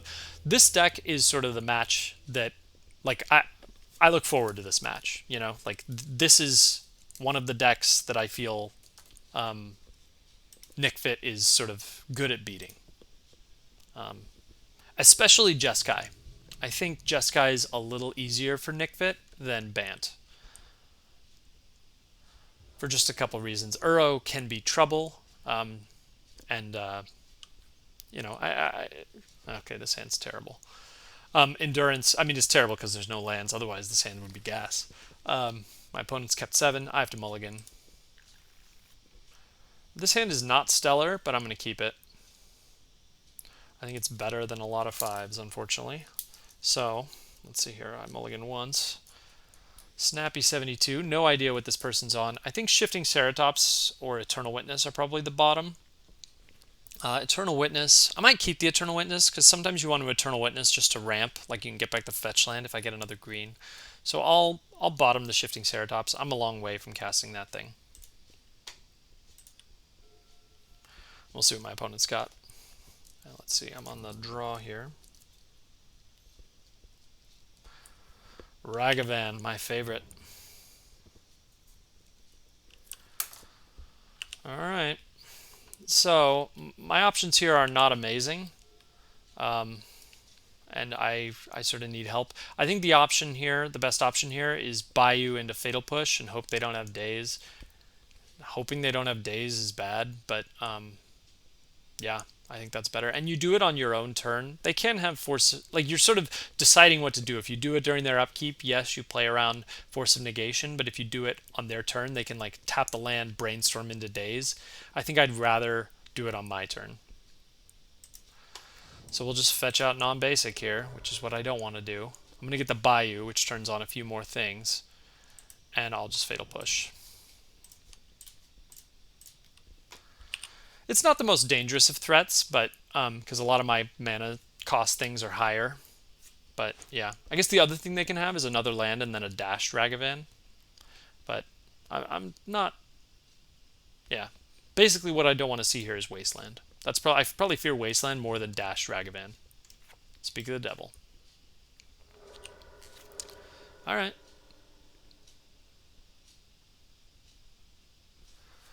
So we play out the one land and hope to get there. Hope that we draw a green source. That's what we really need. The other option turn one was I could have fetched like a basic and green sun for Dryad Arbor. I think that that's worse. Maybe in a low land hand that would have been better. I don't know. We'll see. Hope my opponent doesn't have a second Wasteland. Although, you know, I basically need a green source here or I'm in big trouble. I'm going to just 6. This looks like blue-red Delver, but it doesn't have to be. It isn't. Maybe this could be, okay, this looks like the Jeskai Standstill Ragavan Urza's Saga deck, which is basically just run all the 2021 good cards plus Standstill. So I really need, oh man, brutal. All right, missing land drops. So Standstill would be pretty brutal here. Like Urza's Saga into Standstill would be like nightmare turn. That would sort of let them refuel, and you know they force my first play, and yeah, it's just trouble. Probably Green Sun or Forest is probably my best draw. I'll Green Sun there, try to get a Veteran Explorer or something online.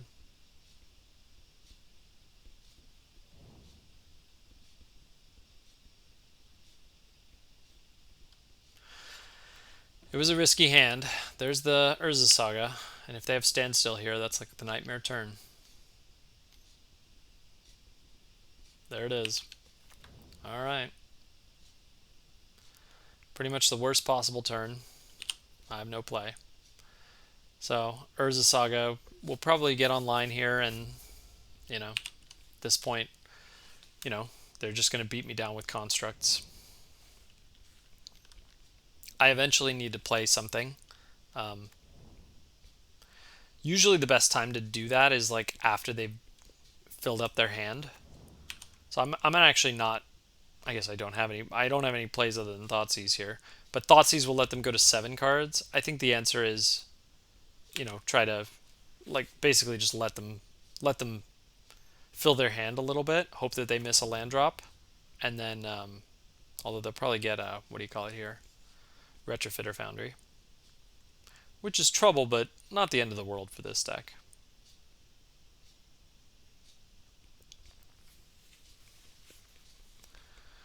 Yeah, because I'm hoping they miss a land drop. That's what I'm hoping.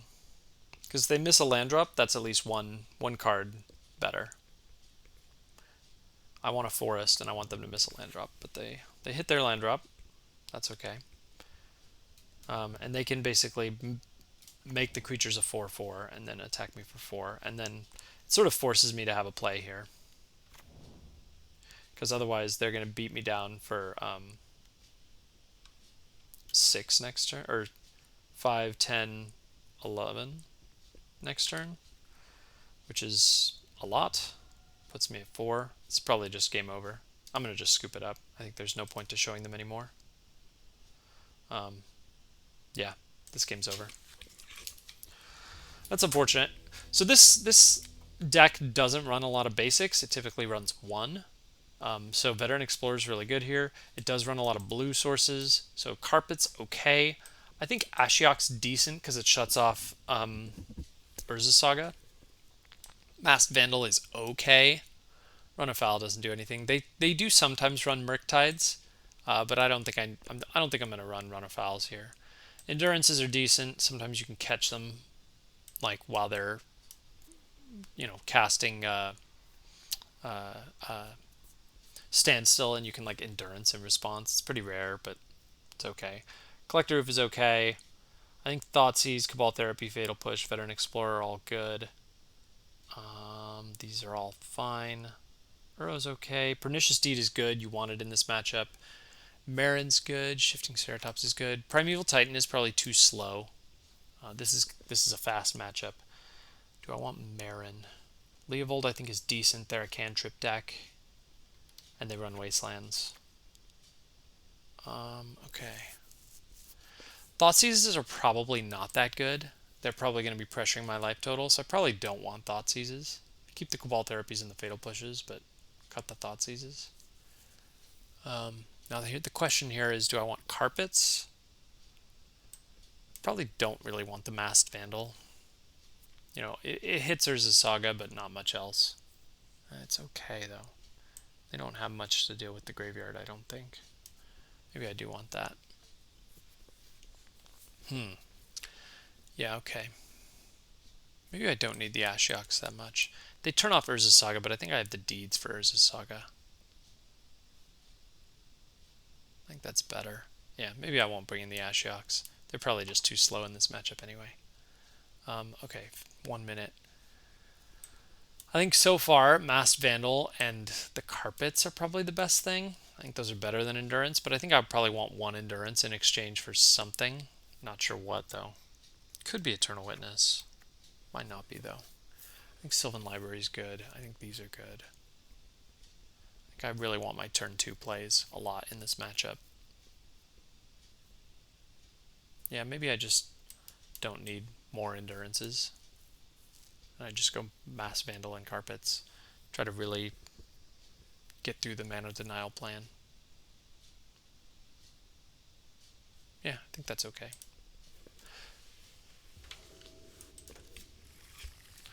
Ugh, another 1-lander. Gotta mulligan this. No way I can keep it. This hand's good. Cool. Keeping this. What am I bottoming? Probably bottoming the Bayou.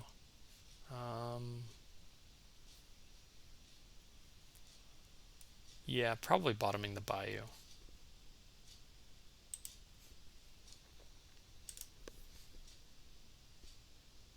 Yeah. We'll keep this. I'll open with the Carpet.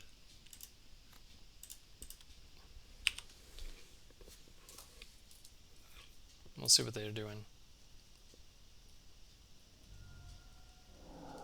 Alright. Force is fine.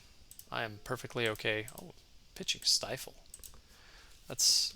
Yeah, I think I did know that this deck ran Stifle. See what my opponent does here.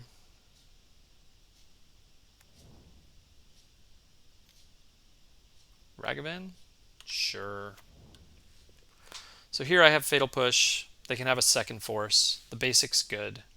So I think here, I think I also want to do it on my turn. I can fetch a basic with this and cast Leovold into Daze, or I can cast Cabal Therapy next turn. I think Fatal Push around Daze is what I want.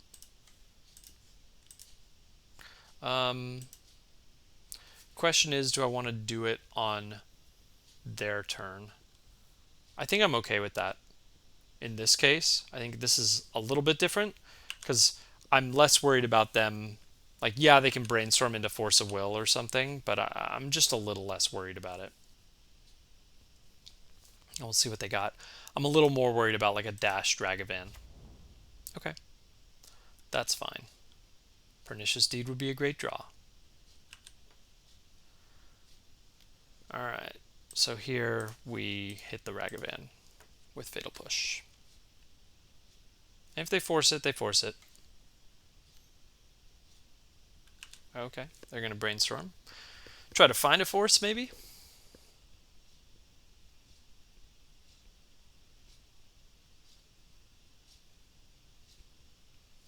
Can't double Daze, because they only have 1 island. So it's either Force of Will or bust.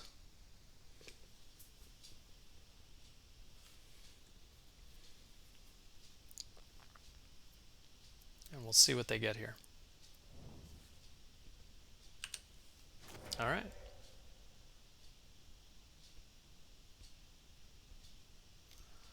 It's a good one. Soul Guide Lantern. Okay.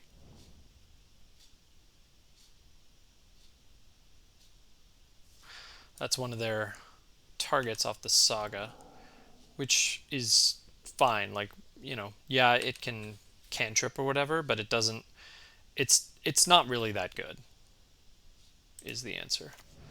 Okay, this is fine. So I'm gonna cast the Baleful Strix here, I think. I think Baleful Strix is just a little better. Well, we're definitely getting the Snow-Covered Island. So the answer is, do I get Baleful Strix, or do I cast Leovold into Daze? If I cast Leovold into Daze, they don't get the Urza's Saga activation next turn. So maybe I'm okay with that. Maybe I'm okay with that. Yeah, I'm okay with that. Like if I turn off an Urza's Saga activation, I think I'm okay with that. All right. And if this almost certainly will be a 2-for-1 then.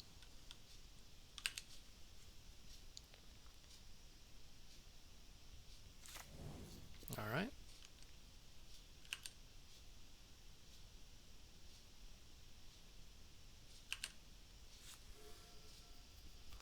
Land's pretty good.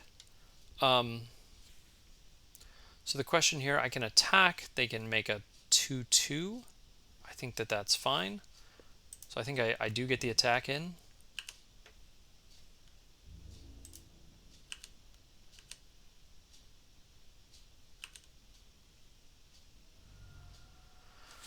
All right. So I think here we play the Baleful Strix and then maybe cast the Therapy. Yeah, we'll see. Not sure what I would name with Therapy, but, you know, if I force them to, like, Brainstorm or something, I think that's... this is actually a pretty good draw, I think. Cool. So I can fetch a non-basic here. I think fetching a non-basic is fine, because I have 3 basics. So I'm going to fetch... I'll probably fetch a Bayou here, and I'm going to just Therapy them. I'm not sure what I'm going to name. It's probably Force of Will. It's not, because I know that they missed Force of Will. What else does this deck run? It runs Standstill, which I don't think I care about at all, because I have Leovold. I care a little bit about Ragavan. I don't really know exactly all the things that this deck runs. They're definitely running Lightning Bolt, which is probably okay to name. They're probably not going to Lightning Bolt. Like, even if they had Lightning Bolt, they probably didn't want to do it. So I think Force of Will to make sure that the Meren resolves. Daze would be okay, but not that good. I could draw a land and play around Daze. But I think Lightning Bolt is good here. Because anything else sort of doesn't... It doesn't do very much, I guess is the answer. So I'm gonna name Lightning Bolt. Just Murktide. Okay. They have Swords to Plowshares. Okay, so the question is, do I want to hit Murktide? And I think the answer probably is yes. They have a second Urza's Saga, which is big trouble. They probably won't cast Murktide this turn.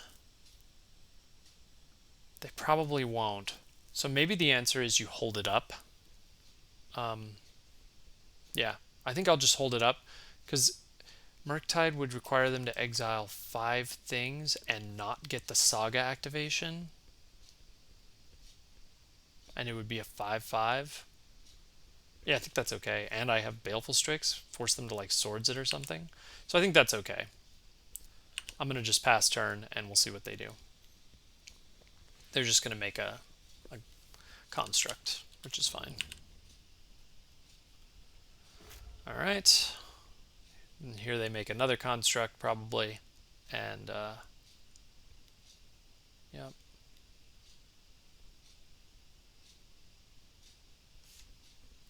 Yep. Not sure what they're going to get here, but, you know, they have 4/4 constructs. It's pretty good. Retrofitter Foundry's fine. They probably play the Urza's Saga.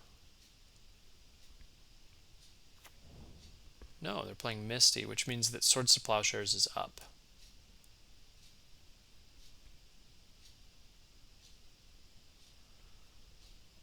Okay.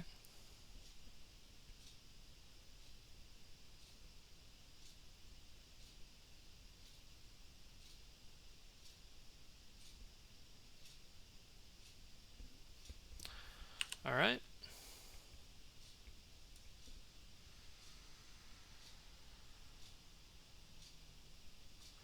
I think if they attack here, I'm considering a block. I think I will not block, actually, because I think I want to play the Meren, sack the... I wonder what they're going to do here. Okay, they're cracking the Misty. Getting a Tundra. Gonna sword something? Okay, so they're swordsing Leovold. Okay, I'm definitely drawing a card. Swords to oh no, they're Swords to Plowsharing Baleful Strix. Okay. Alright, well, I'm not blocking. So I have some cool plays here.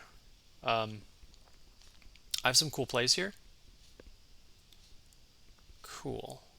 End step. We'll do that. Pernicious Deed is phenomenal. Pernicious Deed is pretty phenomenal. I don't know if I need to do it quite yet, though. I'm going to try to bait out this Urza's Saga, and then I'll do it. So here's my play. I can play the Misty. I can get Meren. I can cast Meren. Maybe they, you know, I guess these are their two cards. So yeah, this is my plan. I'm going to Cabal Therapy. I'm going to get Dryad Arbor, which is not in exile. No. I'll sack Dryad Arbor to Cabal Therapy, get the Murktide, and then return Dryad Arbor at the end of turn. So that's my plan. Cool. So play the Misty, play Meren.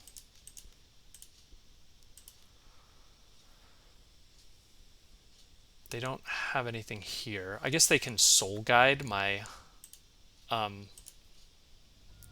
they can Soul Guide my Cabal Therapy. I don't think they're going to do that. Too late now. So we'll Therapy them. Get the trigger. Get Murktide. Cool. Boom. They're down to just an Urza's Saga. And I will pass the turn. And I have... I mean, yes, they get a big attack here, which is trouble.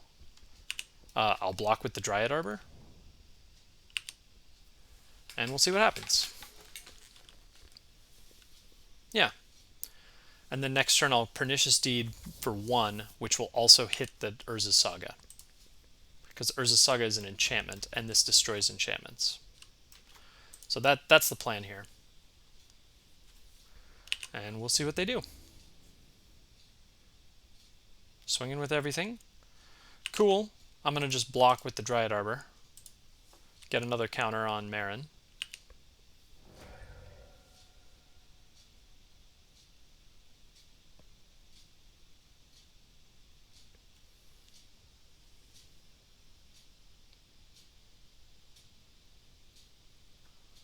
Cool. They're thinking about something. Even if they Soul Guide, it doesn't... It removes the Dryad Arbor, but I can just get it back next turn.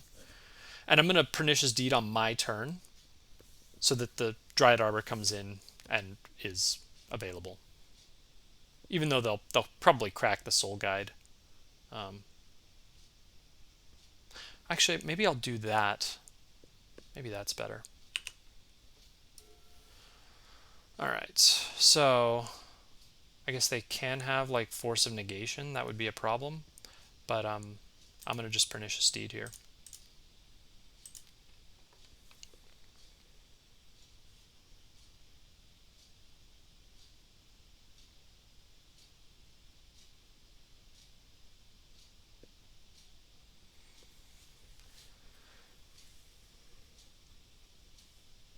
They're thinking about what to do. This card's real bad for them.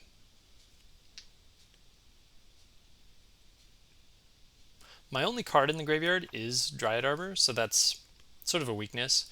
I'm hoping that they do something like Daze here. No, they're just going to draw a card. That's fine. They do get to draw it, even though I have Leovold, which is unfortunate. Okay. So here, I think the plan is, I mean, they can have Stifle, in which case, good on them. But I think the plan here is just do it for one and hope they don't have Stifle. And then get the beats in.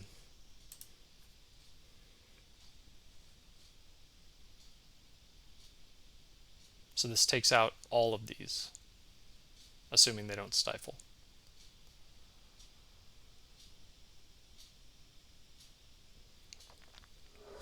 All right. So let's get the beats in.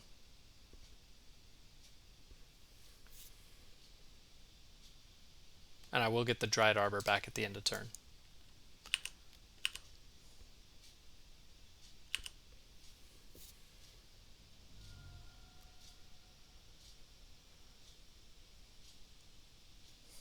So I don't think I think I'm gonna hold back the Verdant right here. It doesn't do anything, but I don't think ramping my lands does anything either. I guess unless I draw like Field of the Dead next turn. Exactly. So yeah, I think that's the plan. We'll just pass and get back the Dryad Arbor. Would have really liked that Baleful Strix. That'd be drawing more cards from that would be real good. They're gonna surgical it? Alright, you got it. You got it. Okay. My opponent has surgicaled my Dryad Arbor. That is fine. Alright, I'll pass the turn. They now know I have Verdant, so I'll play it out next turn. I have nothing. They know I have nothing. But they're dead if they don't have something here. I have 6 power on board. They're at 6. I have lethal.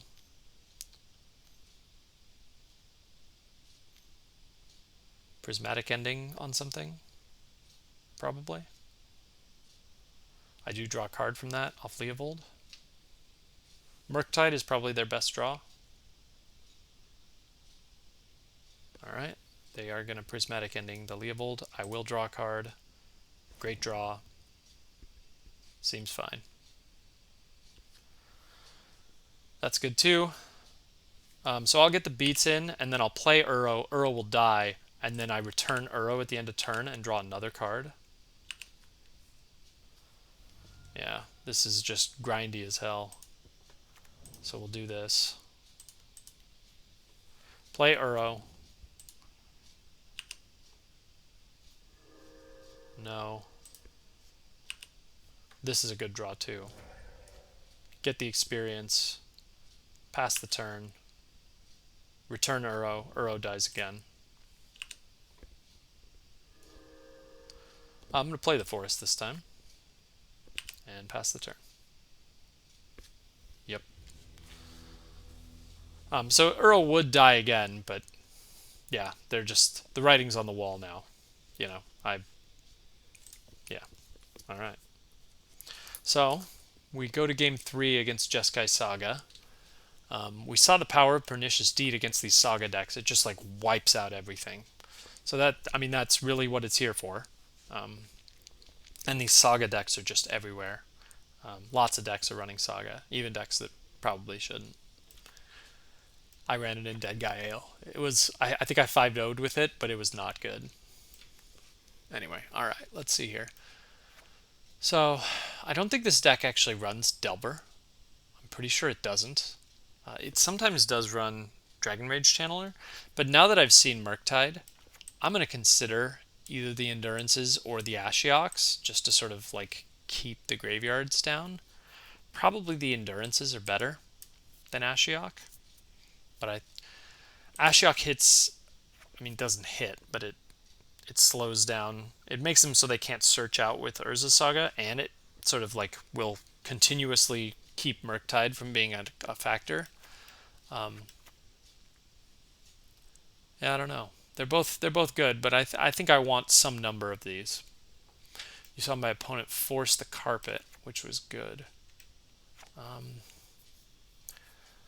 Masked Vandal is not that good. My opponent, especially since my opponent showed me that Soul Guide Lantern, I think I'm going to cut the Masked Vandal. I think I want all these like random like draw card creatures. Collector Ouphe isn't stellar, actually, to be 100% honest. I mean, yes, it shuts down like Retrofitter Foundry, but like, you know, you can just Abrupt Decay Retrofitter Foundry. So maybe I cut this too. And I think I want some number of these, probably the Endurances. I don't think I'm trimming anything else. I think Eternal Witness is good enough to keep in. And we'll go like that. Yeah, we'll just have lots of Endurances just to be annoying. Cool. That's the plan. That's the deck.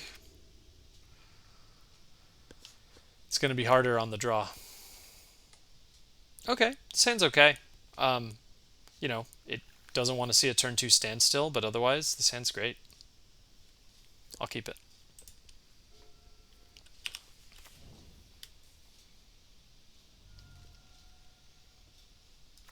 If my opponent has Ragavan, I'll Fatal Push it. They've had Ragavan every single one. Okay, here's a question mark. So I can actually play the Veteran Explorer, and if they force that, or like if they have Daze, they Daze it. But if they have Bolt, Veteran Explorer is pretty good here. Yeah, Veteran Explorer is pretty good here if they don't have it, because even if they like bolt it, I'll get lands and then Fatal Push the Ragavan. So I think I'm going to vet here. It fetches basics, which is what I want to do. So I'm gonna fetch just a basic forest, play the vet. The only other thing though is if I play the Fatal Push. No, I don't want to play the Fatal Push because that doesn't set me up for Veteran Explorer Phyrexian Tower next turn. I want to do Snow-Covered Forest, Veteran Explorer. Hope they don't have Daze or Force. If they have it, whatever. It's unfortunate. Okay, so this is good. Even if they have something that kills Veteran Explorer, I can play all of these spells to kill Ragavan to make sure it doesn't connect. And we'll find out how many basics they have. I guess they could have, like, Bolt Stifle. It's a thing they could have. That would be trouble. They could have Prismatic Ending. Oh, man. Shoot! Didn't think about that. Alright. And now they connect. So that's trouble. Let's see what they get here. Cabal Therapy. Therapy would be... They probably don't want to cast this because it'll go to my graveyard. But they might. No. Standstill. Fucking shit. Man, such a... So annoying. Oh, man. So annoying. Alright. Well, turn Standstill into Ancestral Recall, because I don't think I can just let them connect with the Ragavan. If they have Urza's Saga, I just lose the game. So I think you have to just play Force into Daze, or play Force around Daze. This sucks. I will probably play it. I could just take the hit. No, I don't want to do that. Oh, my other option was I could have actually played the Verdant and fetched out Dryad Arbor. That might have been a better play. Yeah. You know what? I'm going to see what they do here. Because if they have Urza's Saga, I have to Fatal Push. You know, I'm just going to lose the game to Ragavan. And yeah, okay. So, yep. I'm Fatal Pushing. Giving them Ancestral Recall. Real unfortunate here.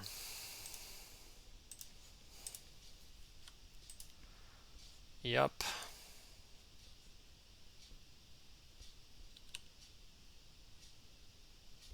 this is what makes this deck so strong. The standstills are so good when they're good.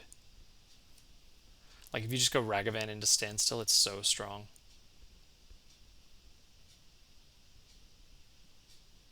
I was really hoping they didn't have Prismatic Ending. I was hoping they had like Lightning Bolt, which they, to be fair, they haven't actually showed me. I'm pretty sure this deck runs it though. Maybe that was a mistake because they're running, you know, we've seen Swords to Plowshares and Prismatic Ending. Maybe I should have just Fatal Pushed the Ragavan on turn 1. Maybe that was the better play.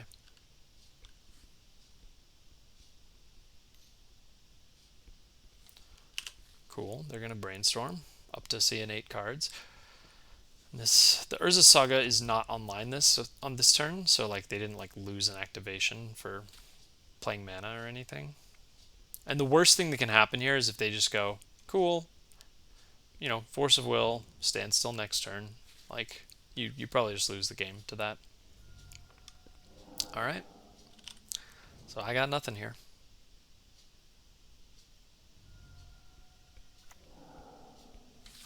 They can't cast the Endurance, but that's okay. Yeah, this is unfortunate. So if they just go like standstill next turn, you know, I probably just lose. And the treasures fuel the constructs. So the constructs are even bigger.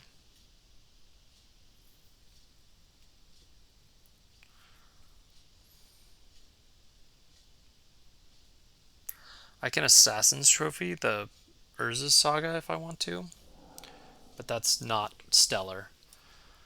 Okay, so this is okay. So probably the thing here to do is Veteran Explorer. If it resolves, play the Phyrexian Tower.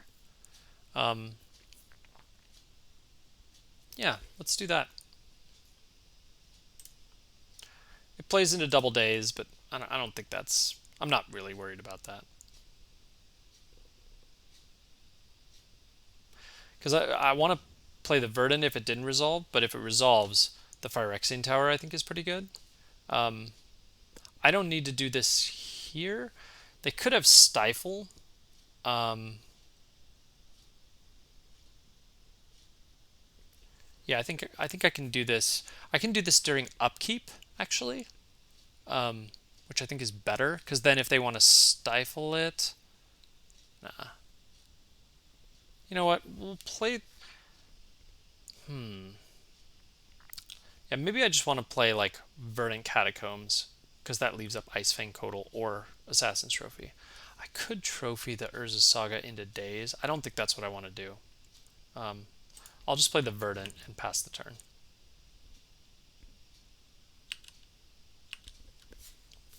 Giving them one activation with Urza Saga is not the end of the world. If a non-token creature would enter the battlefield and it wasn't cast, exile it? Well, okay. I cast my spells. I guess I have Green Sun Zenith. So that turns off Green Sun Zenith. That's pretty good.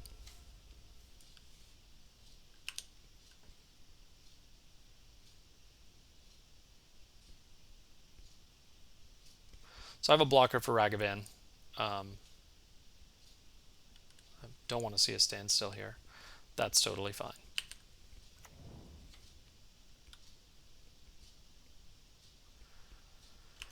I am okay with them getting that. Second Urza Saga. Oh man, come on, Pernicious Deed. Come on, Pernicious Deed. Yep, sure. There's their land for turn, or there's their stuff for turn. Alright, so no attacks. Okay, do I want to play the Ice-Fang into Days? I think I do. I think that's fine. And I have to fetch a non-basic, but I think that's okay. They don't have any shenanigans here.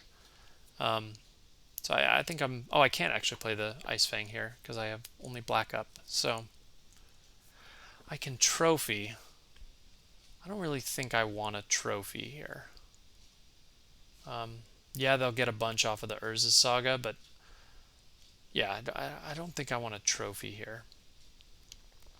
Okay, so I'm just going to grab like a tropical island, and that'll just be that. Cool. All right. We'll play the Phyrexian Tower. So the question here is, what do I want to do on their turn? And I think the answer is, so I'll have 2 black, 3 black, plus 2 lands, plus these. So 2, 3, 4, 5, 6, 7. I can cast like Baleful Strix. I probably want to cast Baleful Strix Endurance. So I need to grab a green. Yeah, and then I'll leave up like Assassin's Trophy. I think that's okay. Yeah, let's do that. So we'll cast this. Sack the Veteran Explorer.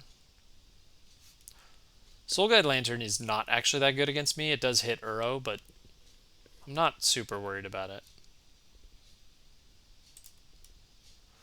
Alright, so I don't want to get black mana here. I want to get like Island and Forest, I think. And Forest, yep. We'll do that. That also is Uro mana. I can trophy the Urza's Saga. I think I'm going to Baleful Strix first and see what I draw.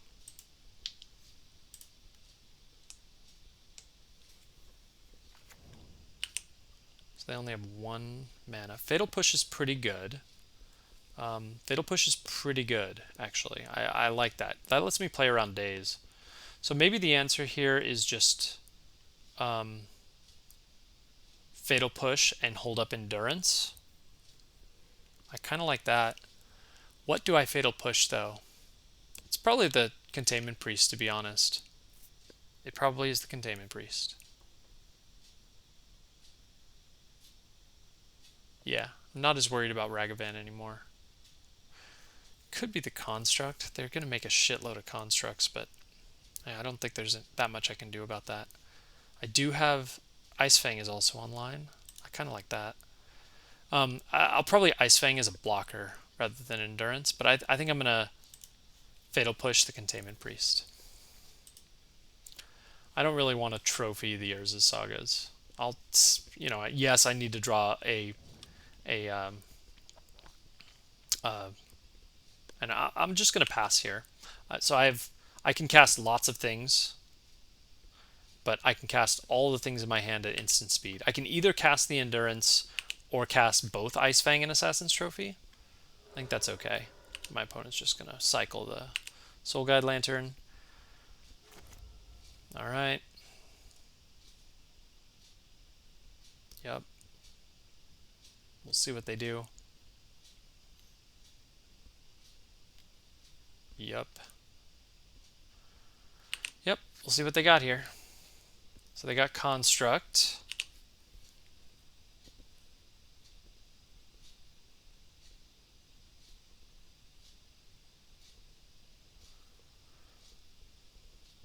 And then they're fetching, like, I guess Retrofitter Foundry or something? Grafdigger's Cage. That's fine. Okay.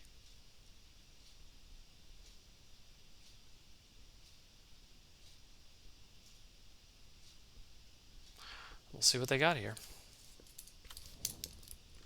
Wasteland's pretty good. Hitting the Phyrexian Tower. Okay. Nothing I can do about that.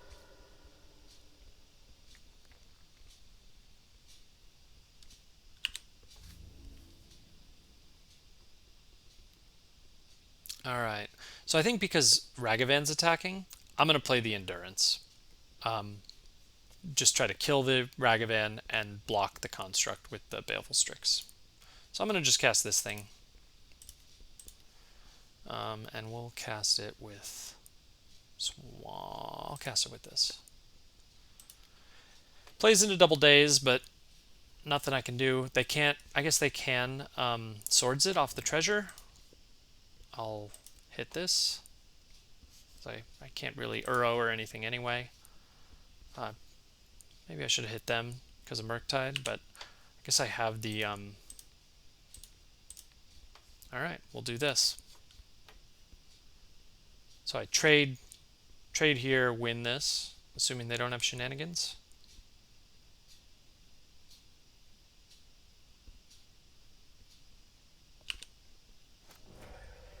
Cool.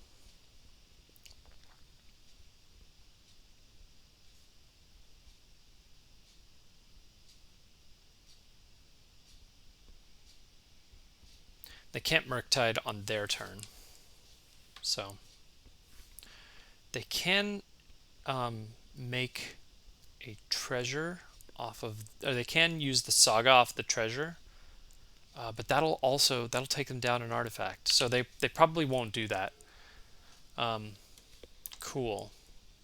So I do have a free attack here, I guess, is the answer. I'm going to open, I guess, yeah, I'm going to do the Ice-Fang on my turn. Just to sort of draw a card, see if I draw something better. Alright, drew a bunch of nothing. Play the Misty. So I can Assassin's Trophy the Urza's Saga. They can... If they have Murktide, though, I'm in huge trouble. I don't think I worried that much about the constructs. Although they're going to get another construct and then fetch out Retrofitter Foundry. That's a lot. So maybe I do want to trophy the Urza's Saga. And if they have Murktide, like I have Ice-Fang for Murktide, it's not the best answer because they probably have something else, but I don't want to lose to constructs. So and Retrofitter Foundry. So I'm just gonna, well, you know what? I'm gonna attack with the Endurance first. And we'll see what they do, because they can't sack the treasure. Because if they sack the treasure to make the... I guess they can sack the treasure, make a construct, and block with 2 constructs. So maybe I'll hold back. I don't want to do that. I don't want to trade the Endurance for a construct. So I think I'm just going to AT the Urza Saga, and you know, we'll see what they do. So they can use the treasure. Use the treasure to activate. Yeah, okay. That's fine with me. And we will allow that. Okay. They get a basic, which they don't have. I'll pass the turn. But this way they don't fetch out the Retrofitter Foundry. Man. Well, they'll fetch out the Retrofitter Foundry in a couple turns. Man. Alright. Really need that Pernicious Deed. Deed would take out most of their board. Still, long games favor me. Hopefully. Carpet doesn't really do anything. But I might as well cast it. Do I want to? Because Carpet would get deeded away. Yeah. I think it's okay. I can hold it back. Cool. I think I just hold back here.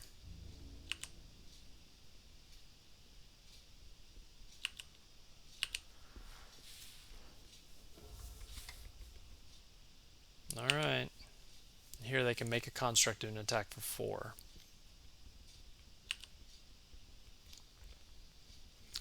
If they do, I can trade off my 2 creatures for 2 constructs. Assuming they don't have Swords to Plowshares, which would be risky. Because they could... If the Ice-Fang kills a construct, Endurance will be 3/4, and then the construct will go to 3/3 after damage, and then it'll die. But if they plow the Ice-Fang before damage, they trade the swords for both creatures. So maybe I don't want to do that. I don't know. We'll see. Alright. They have the goods. Although if they do that, they don't get the Urza Saga activation. So we'll see what they do here. Alright. They're swinging. I think I am going to block both. The other option is I can make a Dryad Arbor. I don't think I need to make a Dryad Arbor right now. I think I can just block both. If they make a creature, yes, they kill my Endurance, but yeah, I think that's fine. If they swords the Coatl, they can't also make a construct this turn. So I think this is good.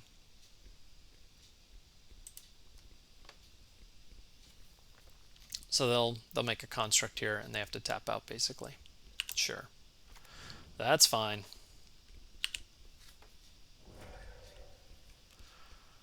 Cool. Now they just have a 2/2 construct, which is still bad because they're about to get Retrofitter Foundry, which is like destruction. But yeah, I think I'm just going to thin here.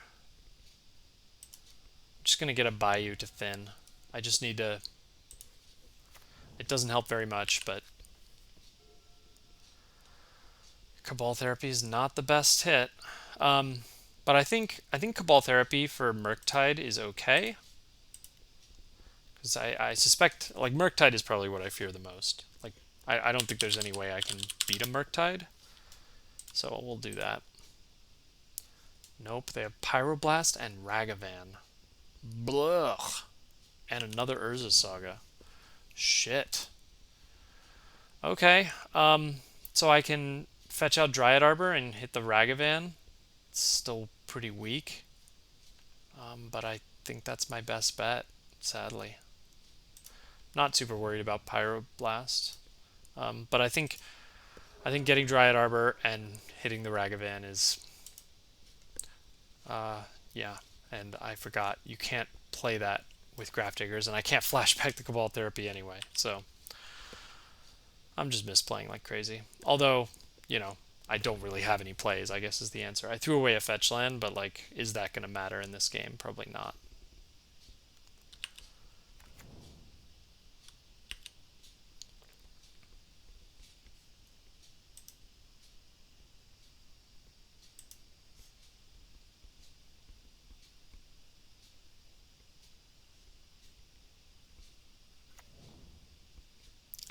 Pithing Needle on Deed, surely. Yup.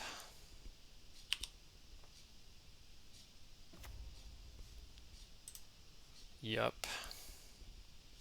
And here they attack me for 10 with Ragavan, and I don't think there's any outs to this anyway. I guess they only attack me for 6.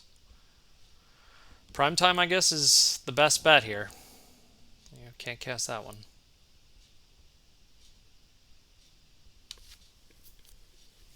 Primetime is probably my best bet.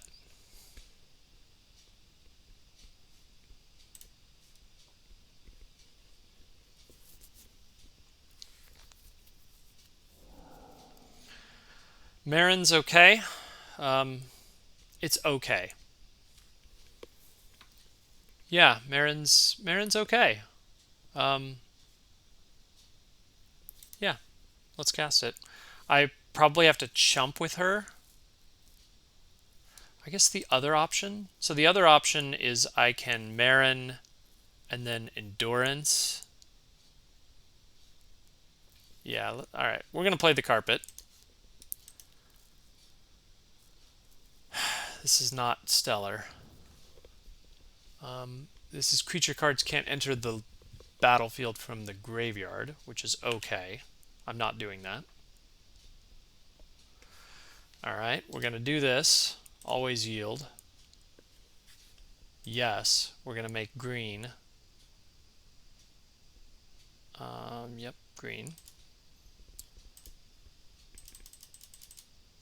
And black. Because they have the Pyroblast, I can't get the Ice-Fang. I mean, I can, but then they Pyroblast it. And the Baleful Strix doesn't do anything, so I think Endurance is the best thing to get. Cool. So I just pass the turn here. And get the Endurance. And then I'll cast it in upkeep.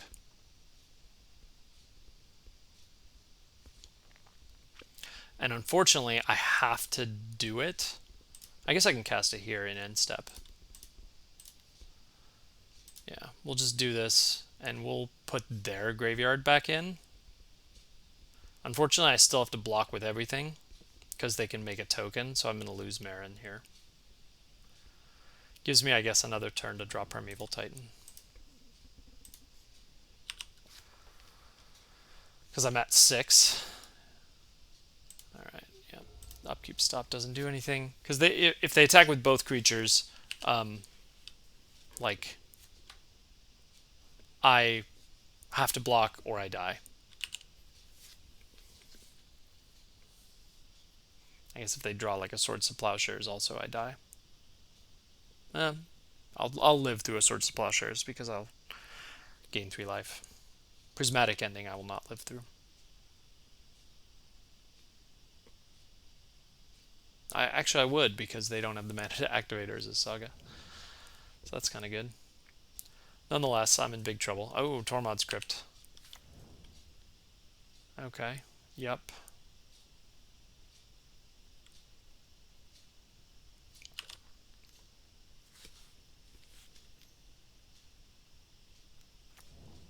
Yep.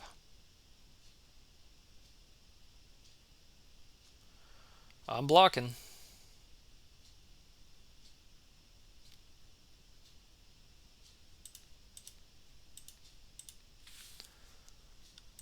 Yep, have to block like that or die.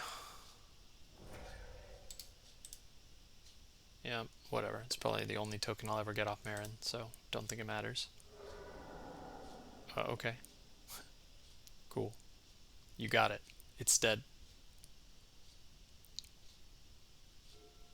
And that's game. Alright. Got me. Didn't draw the deeds. That's unfortunate. Alright, cool. Yeah, that matchup's kind of hard. Deed is particularly good in that matchup, and you can see how Deed is much better than Plague Engineer. Plague Engineers, like, yeah, they can block constructs, but you're trading a card for, like, 1/3 of the value that Urza's Saga has generated. That's not profitable.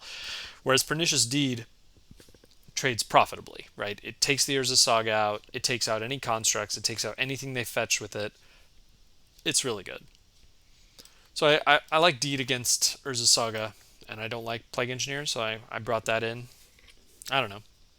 I feel Pernicious Deed is fine in like the against mentors. You know, like you sort of think about the different matchups where you really want these. Elves, D&T, like Maverick, some of these, like Plague Engineer's better, any sort of tribal Plague Engineer's better. But against mentors, against like just Delver, against Saga, Pernicious Deed is better. So there's definitely a question there. Like, which one do you want between Deed and Plague Engineer? I'm trying out the Deeds again. We sort of saw they were pretty good in the Saga matchup. It wasn't enough to get it done, but it was okay. Yeah, we'll see. It wasn't enough. So that Saga matchup is just hard. I did win a game, but yeah, still very hard.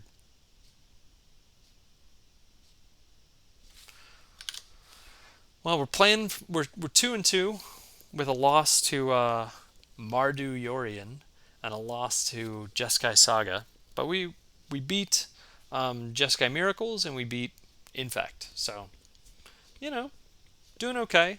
We'll see how it goes in the third matchup.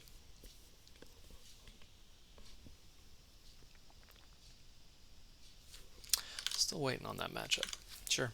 Yeah. I feel Masked Vandal. If I were to sort of say, like, I haven't loved Masked Vandal. Maybe, you know, I sort of put it in the board. You know, would I run Rex Sage in the Saga matchup? Definitely, right? Like, you can Green Sun out a Rex Sage and kill the Saga. You can do the same with Masked Vandal, but it's risky. You know, especially since that list was running Tormods and Soul Guide Lantern. So, like, that's really risky. So, I'll say, even though I really needed the Green Sun in the Mardu Yorion matchup, Lethal Biscotti. All right, I've played this person before, but I don't remember what they usually run. This hand's fine. It's got Therapy. It's got turn 2 Baleful Strix. It's got, yeah, this hand's fine. I'm keeping it for sure. And I'm on the play. All right. So there is a question mark. Do I want to Cabal Therapy in the blind? I think that's fine. I think that's fine. So I'm going to just fetch out a basic Swamp and Cabal Therapy. I don't love Cabal Therapying in the blind, but I think it's better than nothing. I think it's better than no play, especially since I have a turn 2 play. So we'll just go Swamp, and I'll Cabal Therapy them, and we'll see what we got going on here. And I'm going to name Brainstorm. We'll see what they got here. Boom! Double hit. Okay, so this looks like Sneak and Show. Yeah, this looks like Sneak and Show.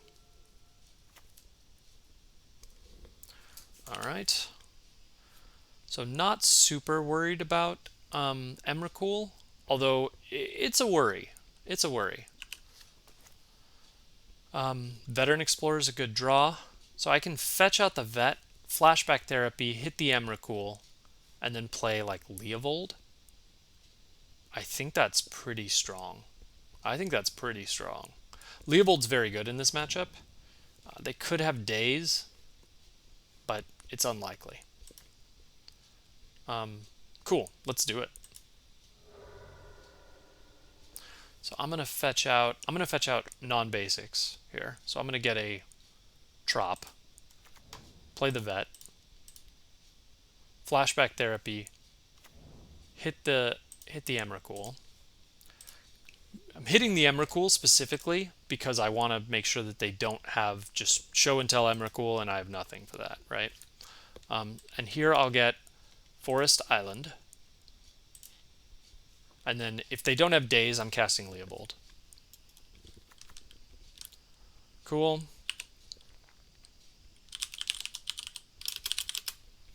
And we'll go Emrakul the Eon's Torn. Dismiss. Boom. Hit. They have Force of Will, but no blue card. They reshuffle. And I'll just play Leovold. And the race is on.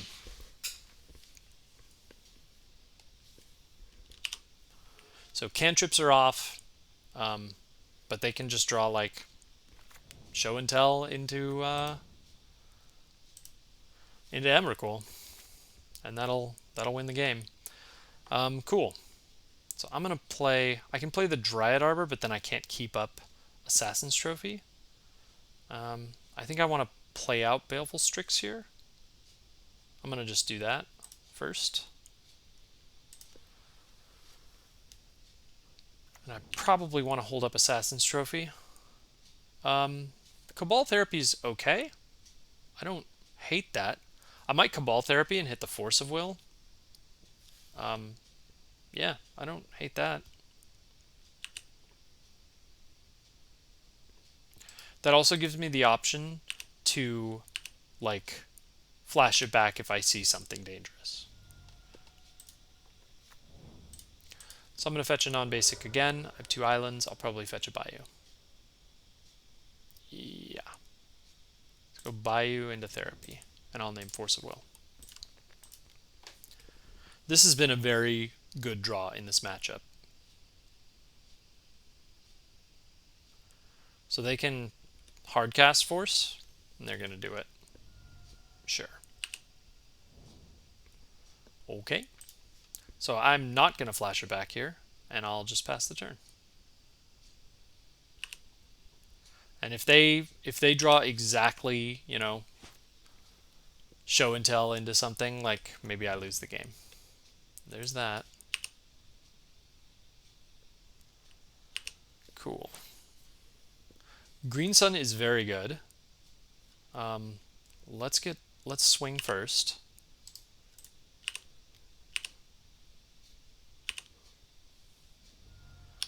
And I think the play here is Grist,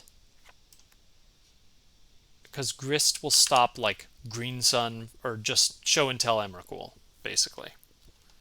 So I think that's my plan here.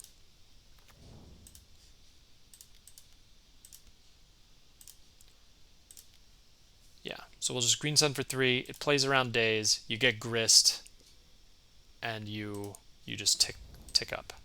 It speeds up the clock a little bit, and just like they can't just Show and Tell Emrakul. Basically, they need either a sneak or they need something else.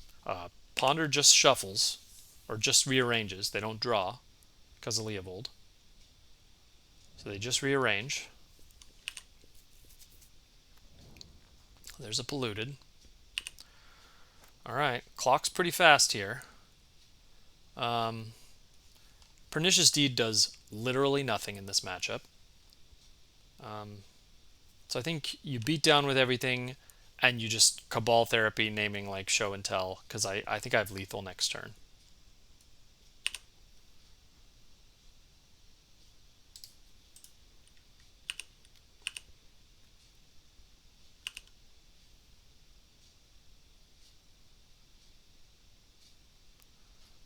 Okay, so my opponent just scooped it up. Cool. Alright. Always nice to get the first one against in this matchup. This can be a hard matchup. Cool. The vets are not good. You want to use carpets because giving them lands is dangerous. Run-a-fowls are good. They hit all their stuff. Masked Vandal is probably fine. You know, sometimes they have to play out a sneak and it doesn't do a lot. Surgical, I think, is good in this matchup because you can just like surgical Show and Tell or something like that off of Thoughtseize and win. Fatal Pushes are dead. Collector Ouphes are not totally dead, but not stellar. Uros are fine. They're not great. Primetime is good because when they Show and Tell, you can Show and Tell Primetime and, like, you know, get Karakas. So if they have to have the full combo, either sneak attack into Emrakul, or you know, they can just have Omniscience Emrakul. So that's good. Ashioks are debatable. I don't think they're that good. The only thing that my opponent has that searches the deck, and it's not even in their deck all the time. I guess they have lands, of course, but they have they can't have intuition. But I don't think you want Ashiok for intuition. You don't really care that much about exiling their graveyard too. So I think these 5 are for sure, and I think everything else is not. I don't think Mindbreak Trap. It's good if they try to go for like a turn 1, but otherwise it's just okay. It's a maybe. It's a maybe. We'll put it over here. Just because it can surprise them sometimes. So Abrupt Decays are usually dead. Assassin's Trophies are live and good. So that brings in this. I got 50 seconds. Meren is not stellar in this matchup because they're not killing your stuff mostly, so it's just a sort of a beater. I'll probably cut it for Mindbreak Trap, and then I want something else. Pernicious Deed is probably also dead in this matchup, so maybe I want Mindbreak Trap, and then maybe a Endurance is just a beater. The rest of these seem okay. Yeah, this seems okay. This seems okay. Yeah, let's do it.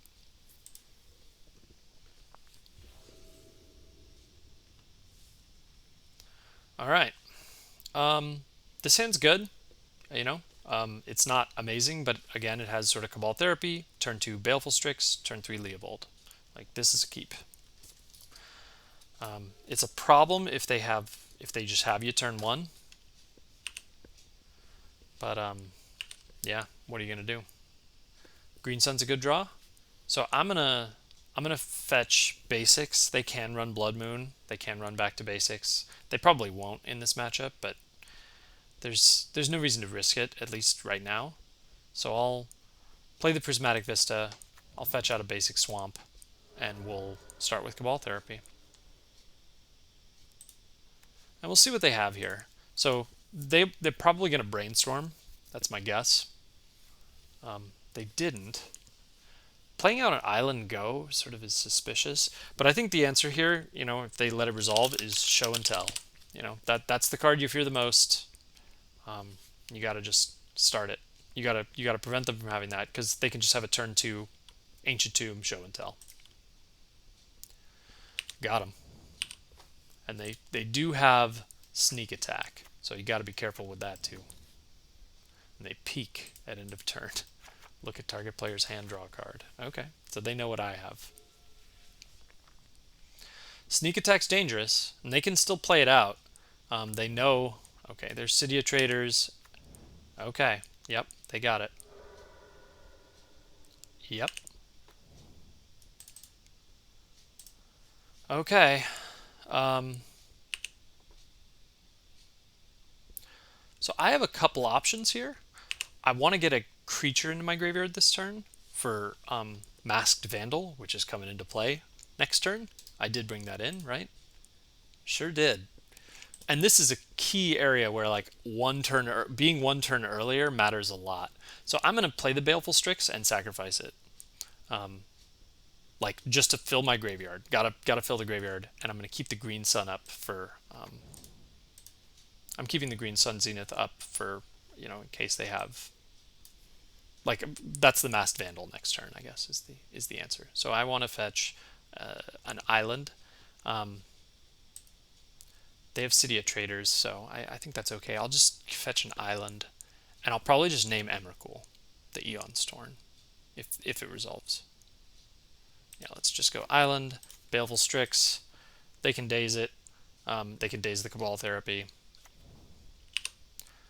I'm less worried about a Griselbrand. I guess I am still worried about Griselbrand because they have Sneak Attack. I know that they have these two cards, but like the question is, what's the third card? So I gotta sack the Baleful Strix because I gotta get the Masked Vandal online. I mean, both Griselbrand and Emrakul win the game. I think this deck runs more Emrakul. So I think I'm just going to name Emrakul and hope for the best. Nope, Ponder, which is probably the worst thing for me. Because they ponder, and if they hit anything, I just lose. Let's hope for a miss.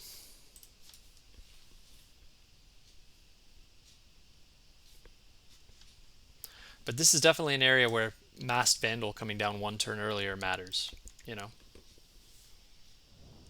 So, let's see. Well, there's that. What did they do? Chose to shuffle. All right. They played a Scalding Tarn, so that's what they drew. Cool. Run Afoul is a pretty good draw, but I think got a Green Sun here. We'll Green Sun for 2, and we'll get the Masked Vandal going.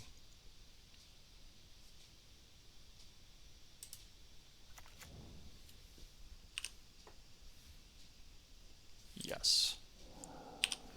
So this is definitely a matchup where one turn earlier, like that's huge, right? Like that makes a huge difference.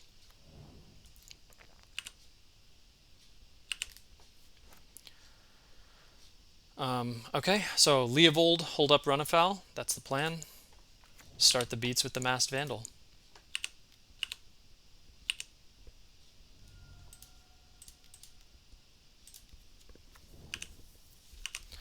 Leovold's a great draw. All right. So gotta sweat another. Okay. So here, what I want to do is play probably Uro, and then I can respond based on what they do. So that's my plan. All right. So I can't do anything here, so I allow this to resolve. We play Uro. Yep. Uro does his magic. I'll play the land in order to play around Daze. And then we'll let Uro die. We'll see what they do. They're not doing anything. Cool. So I'm going to run afoul here. We'll go Bayou. Target opponent sacrifices a creature with flying. And they scoop it up. Alright. Well, that's how you beat Sneak and Show. Let's just say it doesn't go that well most of the time. But yeah, so definitely Sneak and Show is not the easiest matchup. That sort of looked easy, but that is not an easy matchup for this deck. It's not the worst because I am running a Karakas. I think Karakas is very good right now. One, because it's a Ragavan answer, but two, you can just have prime time for Karakas, and then if I just showed prime time there, like they're just dead. Cool. So yeah, having Run Afoul is, this is one of the matchups that it's there for. It's very good there. It's good against Murktide, and it's good against Merit Lage decks. So, I mean that's what it's here in the sideboard for. So, yeah. Although in that particular instance, like Sudden Edict would have been just as good. Yeah. If the opponent shows like Gristlebrand there, they're also in trouble because I have Leovold in play. They can't draw, and then I can just like play an Ice-Fang next turn, and I could still run afoul and kill Gristlebrand too. So yeah, run afoul is it's very strong. If I wanted to talk about what cards were overperformers and what cards were sort of underperformers, I was going to say like Masked Vandal is not the best card. It was particularly good there where I needed it a turn earlier than Rexage, and it sort of paid off. It also like would have paid off in the first matchup against where my opponent has Mother of Runes, they have Stoneforge Mystic, and they get Cauldron Complete. So you sort of saw it shine a little bit. Whether it's better than Rexage is up for debate because Rexage would have definitely been better in the Saga matchup. So I don't know. It performed. It did what I wanted. It was good in the matchups where I wanted it for, and it struggled in some other matchups. Pernicious Deed I thought was fine. Like Pernicious Deed was sort of like outclassed by Plague Engineer for a long time, and I think sort of, I actually think Pernicious Deed is back to some degree. It was very good in the Saga matchups, even though I lost, but it was, I don't even know if I ended up using it that much in the control matchup, but it was an answer that I had for the mentors, and then I think this is pretty good this was good also in the Infect matchup. So I think Pernicious Deed is pretty good, although Plague Engineer would have been better in the Infect matchup. But Pernicious Deed is still very good. So I think I like Pernicious Deed a lot. I did not mind the Baleful Strixes at all. I thought they were pretty good, actually. They traded with constructs. They traded multiple times throughout everything. I think just sort of, my Saga opponent had a very good draw game 3. And it's a tough deck. Shifting Ceratops was okay. I didn't mind it. I don't think that there was too many situations where it mattered that much in terms of Ceratops versus Questing Beast. But one time where it did matter was against my control opponent, where they might have had Force of Will when I cast Ceratops, and they couldn't do anything, right? I took their life total from I think 9 to 2 because I also had a zombie token, and like there was nothing they could do. So I think Ceratops is still pretty good. I kind of like it. I don't know whether it's better than Questing Beast, but I think it's at least in consideration. You know, yeah, we didn't really see me like get destroyed by Murktide. Yeah, I don't know. Um, Ashiok, we saw it against the control matchup. This card may be an underperformer. It's very matchup specific though. Like I only wanted this in the control matchup. We didn't see any other matchups where I might have wanted this, like Doomsday or lands or depths, maybe. Probably not depths, but definitely lands. Yeah, you might want it against depths just to shut off searching with crop rotation and things. So I think actually this is good in green white depths for sure. Good against green white depths for sure because it shuts off like Elvish Reclaimer, Knight of the Reliquary, searching, Flagstones of Trocare, all those things. So it's very good in those matchups. So I think we just didn't see the matchups that this was good in, and likewise the Mindbreak traps. Like I brought them in against Sneak and Show, but you don't really. They're not good in that matchup. They were just better than the other things in my deck. So yeah, I guess in terms of performance, I was moderately happy with this. Like I felt everything sort of had its place. In terms of changes I would make, what I might do is like, this is totally like hedging my bets. Like have one plague and one pernicious deed in the main, rather than two and two. I might go 1 and 1, just to like have the best card in the matchup in the deck somewhere in game one. Like there's a bunch of matchups where Pernicious Deed is just super good, and there's a bunch of matchups where Plague Engineer is just super good. So I might mix those up. One of the nice things is Plague Engineer. You can get it back with Meren. Pernicious Deed, you can get it back with Eternal Witness. You can also get back Plague Engineer with Eternal Witness. So maybe it's a consideration to run Plague, like run 1 and 1. But otherwise, I actually felt like some of the changes I made were pretty good. Like I liked the Baleful Strixes. I liked Ceratops. Masked Vandal we saw in the last game where it was particularly good, although we also saw some of its drawbacks. Yeah, overall this felt pretty good. And sort of these unconventional cards weren't bad. I made some punts, but I played a good league. Ended with a 3-2. So cool. Hope you enjoyed the league. Hope you enjoy Nic Fit. As I always said, if you like Nic Fit content, go to nicfitmtg.com and keep playing some jank. All right, have a good one.